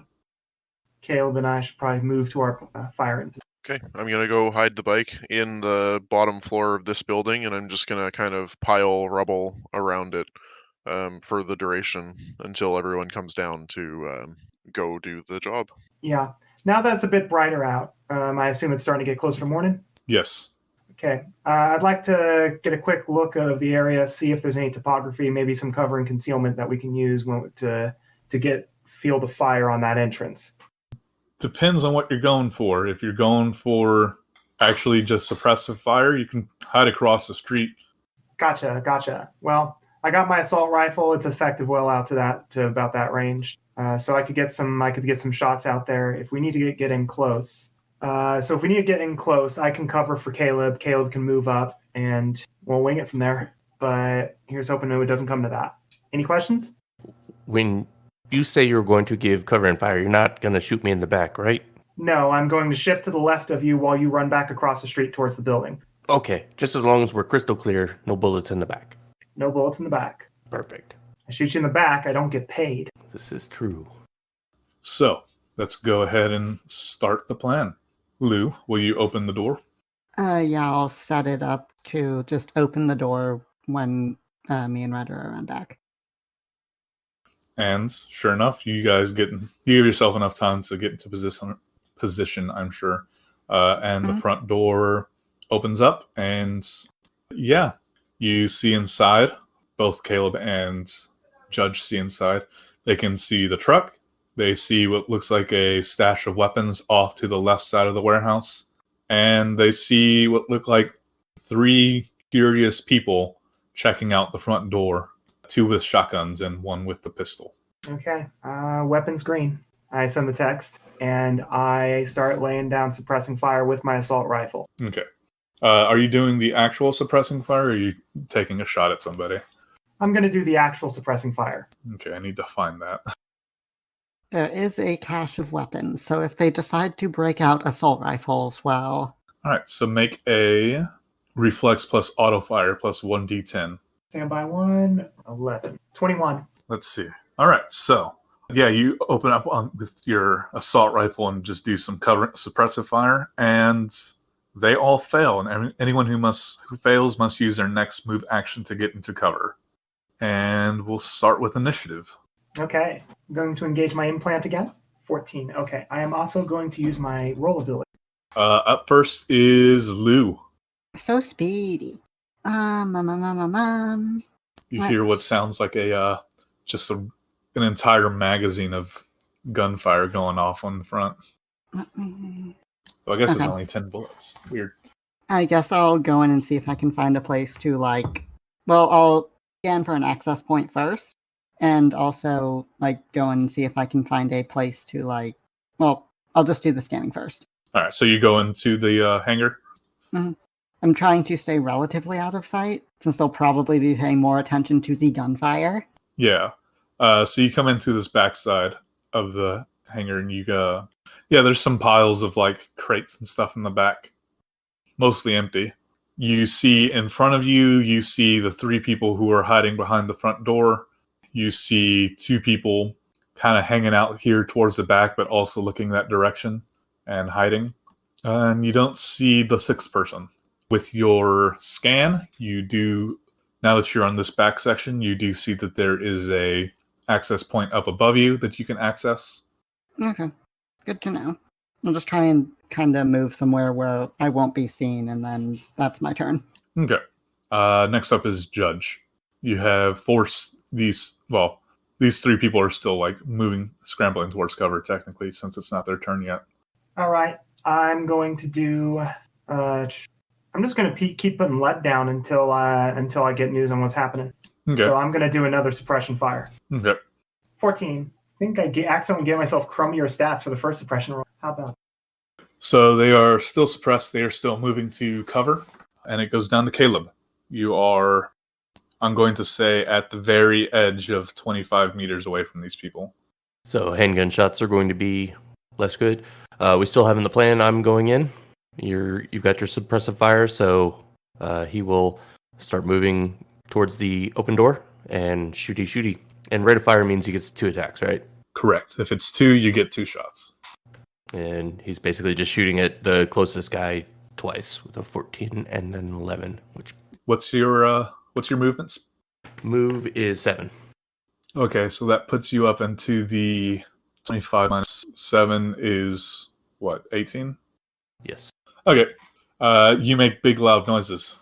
Pew pew. Up next is the grunts, who take their move to the front, like the walls at the front door. Quick note, they're moving basically to the exact other side of where Kayla was going to be taking cover from. So all that's going to be between you is however thick this steel is. Ryder. Well, I'm still outside, I think, technically, so I will enter the door. Did the 2 guys that were on the floor near myself and Lou move to the other end? They have hunkered down where they're at. They're technically not within the suppressive fire range, since that is a 20. How close are they to us? From the front, from that back door, they are 10 meters. Ryder's primary interest is where is the truck, so he's going to look for the truck, but he will also say, "Where are we headed, Miss Lou?" And that'll probably be his turn. All right, yeah, you look inside. There is the truck. It's got a covered back. You can see crates back there. Yeah. Okay. Is it close to people? Is it close to me? It's basically like at this back end of the warehouse, so it's technically between you and the people that are, like, it's pretty much backed up right to this back door. Okay. I will use the rest of my movement to get to the back end of that truck, and I'll just kind of hunker down behind the back bumper. All right. So yeah, you're in a prime location as you hear someone yawn and go, "Ugh, oh my God, what's happening?" And stand up in the back of this truck. Fuck. And if you peek, you see a guy, and he is in heavier armor, and his like gang colors. No, he has some stuff that makes him obviously of higher rank than these other people. Okay. Then I will put my hand on the hilt of my sword, and if he notices me, I will attack. Yeah, I'll just hold the action for now. Yeah, he stands up and he's like, "The fuck?" And he draws his shotgun that he's got like hanging off his shoulder. Okay, I will slash at him with the sword then. All right, go ahead and make me that attack roll. Is it brawling for melee weapons? I I thought think there's a Melee skill. weapon is its own skill. yes. So it is. Okay, Oh, you're not using your fancy shotgun now? I believe that is a critical hit. Yes, yes, it is. No, it's not a critical hit. It is a critical success. Oh, right, yeah, there's a difference. Okay, 1 second. But go ahead and roll your d10 and see if you get another 10. In that case, it is a critical hit, a super critical hit, based on the house rule that I made. Scary. All right, well, that is a, 24? And what is that against? I think it's against their evasion. Yes, it is. Plus their dex. Oof. You were close to that actually, like, possibly not working. Yeah, you stabs this guy.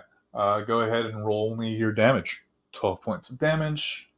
A sword is ROF too, so I would like to take another slash at him. Do it. So yeah, after you get him the first time, he actually manages to deflect your second one with the by stopping your sword with the end of his shotgun. He's like, "Ah, you motherfucker!" And then he pulls the trigger, which will resolve that damage in a second. I believe, or that attack in a second. I believe melee weapons actually have their armor. They have the defender's armor. Yes, melee attacks have the defender's armor. Good to know. And then he is going to attempt to shoot you with his shotgun from close range.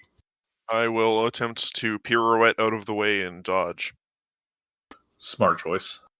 Like a leather-clad ballerina. Why did you have to qualify leatherclad? Why can't I just be a ballerina? Yeah. Your tutu would get in your motorcycle tire. Just wouldn't work. So unfortunately for you, he actually rolled a 10 and got a 27 total. 12, 18, 19. Yikes. That's a lot. Oh, wait. That's also critical damage. Critical hit. First off, you take an additional 5 points of unresisted damage from the critical hit. What's the total? What did I say before? 19, so it's going to be 24. Ow. Yeah, it's not great. Luckily, this was not a shot to the head. If it was, he wouldn't have hit me. So just so I'm clear, armor reduces that amount of damage by however much. In my case, 11. Ablates by 1, and then I take whatever is above 11, basically. Correct? Correct. So you'll be taking, what, 13? That was my count. Yeah. And yeah, this hits you in the ribs and it just shatters them. At the end of every turn, where you move further than 4 meters on foot, you resuffer this critical injuries bonus damage. And that is a paramedic 13 test to quick fix it. Okie dokie. And we go back up to the top with Ava, with Lou. Yep. Yeah. Yeah, you hear the loud shotgun blast go off probably about 5 meters to your right. Yeah. I feel like with Ryder getting... Okay, I could either jack in and see what that says, or I can shoot at the person shooting Ryder. I feel like shooting at the person shooting Ryder is a better idea. I'd like to reiterate that plan A was to clear the warehouse of enemies. Oh, yeah. So there we go. So I'll shoot at the boy shooting Ryder. Is the ROF for heavy pistol 1 or 2? Very heavy pistol is 1. Oh, yeah. That's a good one. Which is what I'm using. That is a 15 to hit. That'll hit. He is like 5 meters away from you, like I said. Okay. 16. And then I'll get back in cover. He's kind of taking damage. This armor is a bit heavier than what the other guys are wearing, so he's still up. And next down, we've got Judge. I'm going to keep laying suppressing fire and keep those guys up there dead busy. That's a lot of people to tie up. I will note now that now that they are in cover, suppressive fire does nothing. Oh, well, that's good to know. In then that you can case, move up and start shooting. yeah, in that case, I'm going to close in up to Caleb's position, and then I am going start popping off. All right, go ahead and give me a shot. I'll do a single shot. 16. Yeah, that'll hit. Okay, I'll roll damage. Should be 5d6. 22. Yeah, so you shoot one of these guys in presumably the arm, because you get a critical damage and you tear his muscle. Perhaps right in the good part where the arteries are. Ooh, right in the good part. This guy's extremely hurt from this one shot. And he's like just crawling around on the floor at this point. Next up is Caleb. Caleb is going to continue running towards the open door of the hangar and shooting. She didn't shoot the one that he was shooting at, right? Well, there's 3 of them within range. Or did they all like scatter and go into cover? He's going to shoot at whichever one is the most easily hit from his current distance and running. Okay. So 19 and 15 on his 2 shots. Yeah, and with your move of 7, you've managed to close the distance even more, and that'll hit. Those will both hit. 9 and 14. Nice. No criticals, but so that one's just going to ablate his armor. And then the 14 does damage. And have I made it to the door yet? Yes. So I fire those 2 shots, and then I slam my back up against the wall, take a quick breather before my next turn. All right. And now it's the Mook's turns. 2 of them have shotguns. The other one has a pistol, I believe I said. And we'll make those shots. The 2 with shotguns are going to shoot at Judge because she just damn near killed somebody with 1 shot. And the other one with the pistol is going to shoot at Caleb because that's actually the one that you shot. Sure.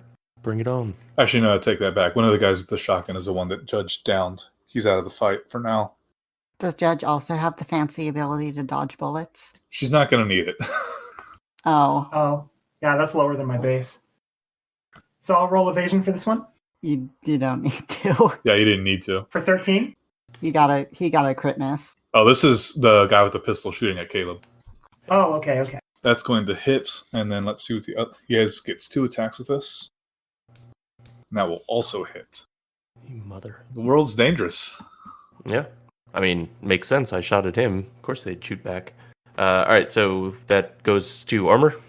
Okay, yeah, so you took 2 damage on the first one, and 6 on the second. So I'm pretty sure neither of those is going to actually do damage. They're just going to ablate your armor. Thud. Yeah, SP 11. And then, let's see, that's the 2 up front, minus the 1 who's down. The 2 in the back are going to turn around and face Lou and pull out their pistols and shoot at her. 1 is going to hit Okay. for 9 damage. Okay. Graham, it is your turn. Or Ryder, it is your turn. Okay, so if I move more than 4 meters, you said, Correct. then I'll just auto take 5 damage. Okay. Yeah, I think I will just continue to slash with my sword. All right. You hit on the second one. So yeah, he's continuing to do the thing where he tries to deflect your sword with the shotgun. He catches the first one, but he's not quick enough to catch the second. But unfortunately, you hit a fairly well armored section. You managed to cut into it a little bit, but you do not do damage on that one. And up to the top, we have Lou. Yep.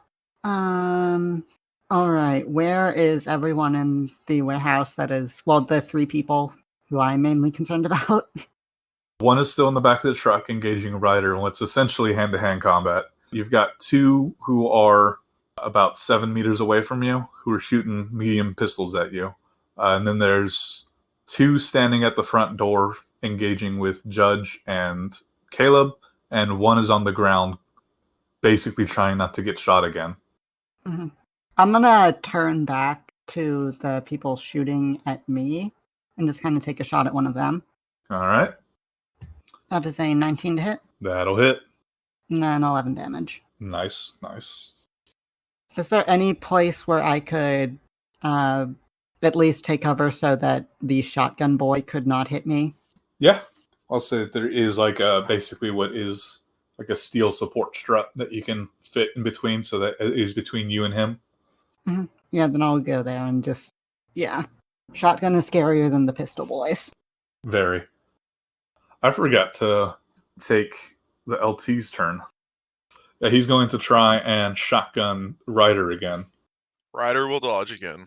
A much better chance of it this time.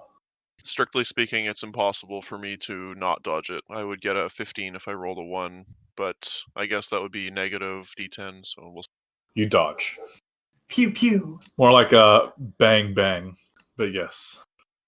For flavor, can I say that I slap his shotgun at the last moment with my sword and knock his shot off course? Oh yes, and you feel the whiz of buckshot flying, or I guess it is a slug, of a slug flying past your left shoulder. Okay, I did Lou, Judge. All right. So I'm still I'm going to proceed. So what's my situation right now? I got how many gangers ahead of me? 1's crawling on the floor. 1 shooting at you with a shotgun. There is 1 shooting at Caleb with a pistol, and then there are 2 more in the back that you can see shooting at Lou. You can't see the LT, although maybe you can see him on feed if Ryder's transmitting. So the one, so there's still, so I took care of the one with the shotgun, and then there's another one with the shotgun still up, yeah? Yes. I would like to give him some 7/16. Roll me an attack. 21. 21 will hit. And roll damage, which is another critical hit. Judge is just cooler than us. And you break this guy's ribs as well, assuming he's still up, because you did 29 damage. No, actually, you just killed this man. That'll teach him. Rest in fucking pieces. Yeah, you shoot, and presumably it just goes like straight through his heart, Like he has one. or a lung or something, and he falls to the ground, gasping for air. His blood like spurts out of his mouth. Good. Have I reached their cover yet? Yes, Caleb. Pew pew. At the guy with the pistol that has shot me and I've shot him. 1 round hits, 1 does not. 12 damage. I hit him twice the previous round. Yep, that is also enough to just kill him. Where do you shoot him to kill him? So I imagine the first couple he took in his armor jack or whatever he was wearing, and I managed to get lucky and put a second round through the spot I had already hit. It doesn't explode out the backside or anything, just you hear a sickening thud, and it hits something painful internally, and his eyes widen as he goes down on one knee and then just face first into the floor. Lovely. Ryder's up next.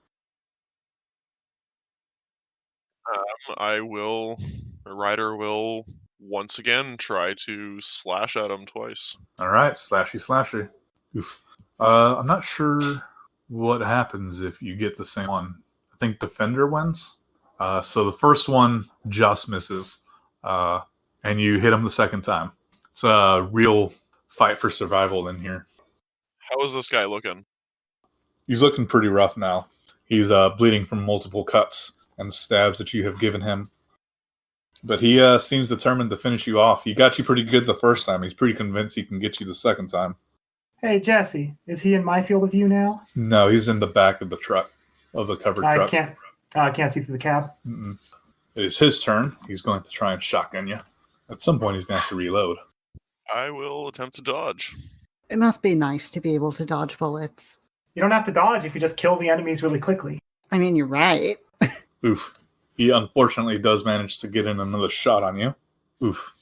And yeah, he manages to snap his shotgun up and shoot you, and one of the slug kind of like hits you in the chest, and then it rebounds off your chest actually and slams into your hands and gives you the crushed hand condition, in addition to doing 29 damage ablated by your armor. 29, okay. And the crushed hands gives you a -4 to all actions involving that hand. Back up to the top with Ava, with Lou. Yeah, I'm gonna shoot the lieutenant. Yeah, Ryder's looking pretty rough now, I'm imagining. Yep, probably. That'll hit. That's 13. Okay. Just hoping for something spicier than 13. Yeah. Where are all of those crits I did in the last few sessions? Well, they come and go.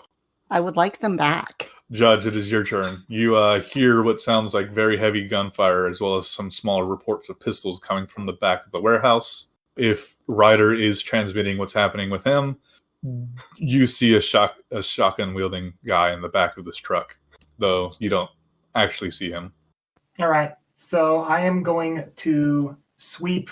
I need to get around the room. I want to take out I want to get a line of sight on the gangers that are engaging Lou. I want to take them out, and we're going to circle around. And my intent is to get after those are dealt with, to deal with whoever's in the truck. But I need to clear the room to free up as many people as possible to deal with this guy. So All right. that's the priority. So I'm going to. I mean, I'm at good cover right now. So I mean, do I have line of sight on the people engaging Lou from here? Yes. All right. I would like to shoot at one of them. That'll hit. Yeah, you do a lot of damage to this guy, and he staggers, and he is holding his back where you shot him. He is still up, but he is in pain. And he turns around and notices that the 3 people behind him are all dead, and it's you and Caleb back there. And next up we have Caleb. Do I see the fear in his eyes? Oh, yes. Absolutely. I am going to yell at him to drop it and put some lead into him at the same time. Okay. 'Cause, I mean, Why not? he was pretty far from you at this distance. He's about 15 yards away from you. Well, I'm running towards him now. Okay. So bring it on. Because there's not a whole lot of people left to still shoot at me, right? So, Nope. pew pew! Let's see, that is, if you move up. Yeah, those are both it. Oh. And you're shooting at the guy who Judge had shot, right? Yep. So 9 damage on both shots. Yeah, he drops. Told him to drop it or I'd drop him. Yeah, so other Mook kind of like turning around and noticing that the guy next to him dropped and that it definitely wasn't the person in front of him who did it. Turns around, sees everyone. Oh shit. And he like puts his hands up and he drops the pistol. Are attacks of opportunity a thing in this game? No. Okay. Then Ryder is going to take the dash action. I will just eat the damage, the 5. And I'm going to run as far as my movement will take me and find full cover to hide behind. He follows you out and realizes that everyone else is either surrendered or dead. And he's kind of like wildly pointing the shotgun at like everyone that he can see and then tries to bolt out the back. I give chase. Can I shoot at him? Yeah, it is your turn. He doesn't make it fully outside of the warehouse. Oh, we're still in turn order. Okay. Yeah, I would like to shoot this man before he leaves. Good thinking. I like where your head's at. That'll hit. And 15. Yeah, he is very damaged. Judge. All right. Let's give him a little lead injection. Yeah, and that'll be enough to finish him off. Like, exactly. Right. So when you say finished, is he just... If you want to keep him alive, you can probably get up to him and administer some kind of first aid, but he is not moving. This guy may know where our shit is, or at least have the answers we need. Anybody got some medical? Deal with Ryder? I mean, I know first aid. I don't know enough to fix broken ribs. First aid's good. We just gotta get that truck moving. We gotta get out of here. Have things calmed down at this point? We're out of initiative order? Yep. All right. While that's going on, I'm gonna deal with this surrender. Make me a first paramedic or first aid check on both him and Ryder, I suppose, to try and fix their issues. Okay. Ryder, for his part, his crushed fingers are going to need a DV13 to quick fix, and his broken ribs are going to need a DV13 to quick fix. Both paramedic skills. Oh, great. I could try paramedic. Alternatively, you do have a number for a guy who's offered his medical services to y'all. I do. I mean, is Ryder can Ryder drive with a broken hand? I can actually with interface plugs. Cool. Yeah. And so the other question is, can anybody try and like stabilize the lieutenant? What would that take to stabilize? What skill would it take to stabilize the lieutenant? It says DV15, but I think that's first aid. I can try it. Okay. You want to add luck to it? Yeah. I'll add some luck. Sure. I will add some more luck. And if anybody else wants to assist her, I believe if you get above a 10, you add a +1. I'd like to assist. What do I need to do? It's assisting on paramedic. I believe it's first aid. Oh, first aid. And can I add some luck to mine as well? Okay, well, it looks like Lou managed to get it, and so did Caleb. So yeah, y'all managed to stabilize this guy, at least. He's not talking yet, but if you get him to a proper medical professional, you can probably get him up and going, and y'all can interrogate him. Sounds good. I mean, we could jump out now, or I could take a look in the system, see if we can find anything. Yeah? You want to do that? Well, that's kind of a group question. Well, thinking we gotta get this truck moving. Have we verified there are chairs in the back of it? Yeah.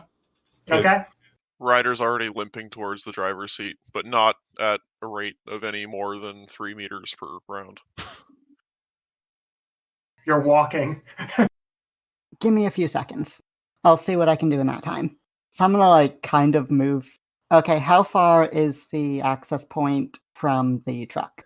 Pretty close. You can access it without walking too far away. Cool. So I'll see if I can get in there and see if I can at least find any information on whoever hired them quickly. Okay, give me a net runner give me one of your action rolls.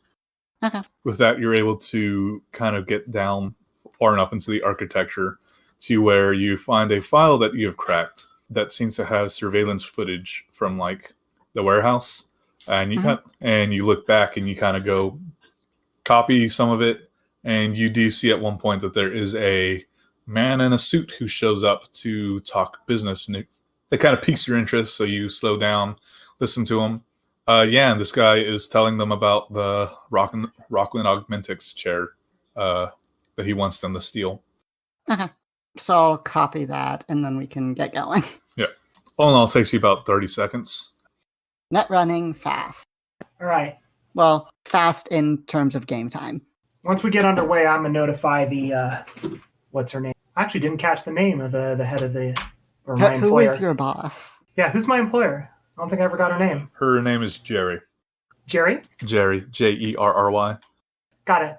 Okay, so once we get underway, I'm going to notify Jerry, get an address to drop these chairs off. Okay. Yeah, she wants you to bring them to the gardens. Cool. Take them to the gardens, and I also mentioned we may have. Lou, did you tell me what you found on the security cam? Yeah, I found some footage of this guy in a suit talking about the chairs. Right. We have some info on who sent them after the chairs too. And we can just drop off the lieutenant somewhere. Alternatively, you could bring him back for interrogation. Who knows? Yeah, I'll also mention we have a lieutenant at the moment. We'd like us to bring them back. We can do that. Anything else, we can do that too. Yeah, she mentions, go ahead and bring them back. If we need help corroborating some of what's on this footage, we can always ask him. I'm going to ask, do they have, he needs a little bit of medical attention. Do we have anybody at the gardens? Oh, yes, of course. We have plenty of medical staff here. Nova. Okay. So, yeah, I tell everybody, okay, we can just go straight to the gardens. They'll take care of the rest. All right, good. And I climb aboard the truck. But yeah, you come back. Jerry is in the shipping receiving area.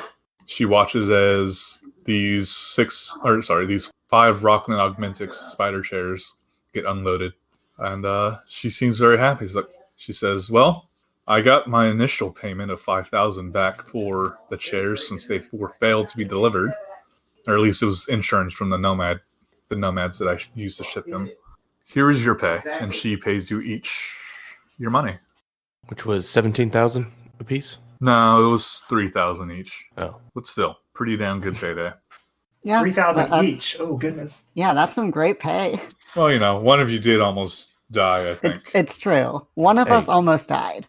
Speaking of which, Ryder is currently stumbling around trying to find a spare air hypo or something. Yeah. Hey, Ryder did good. I gotta admit, I did not account for the possibility of the old boss man in the truck sleeping trick. That was a rookie mistake on my part. I really should have just found some safe cover, and then he just kind of nods off from the blood loss.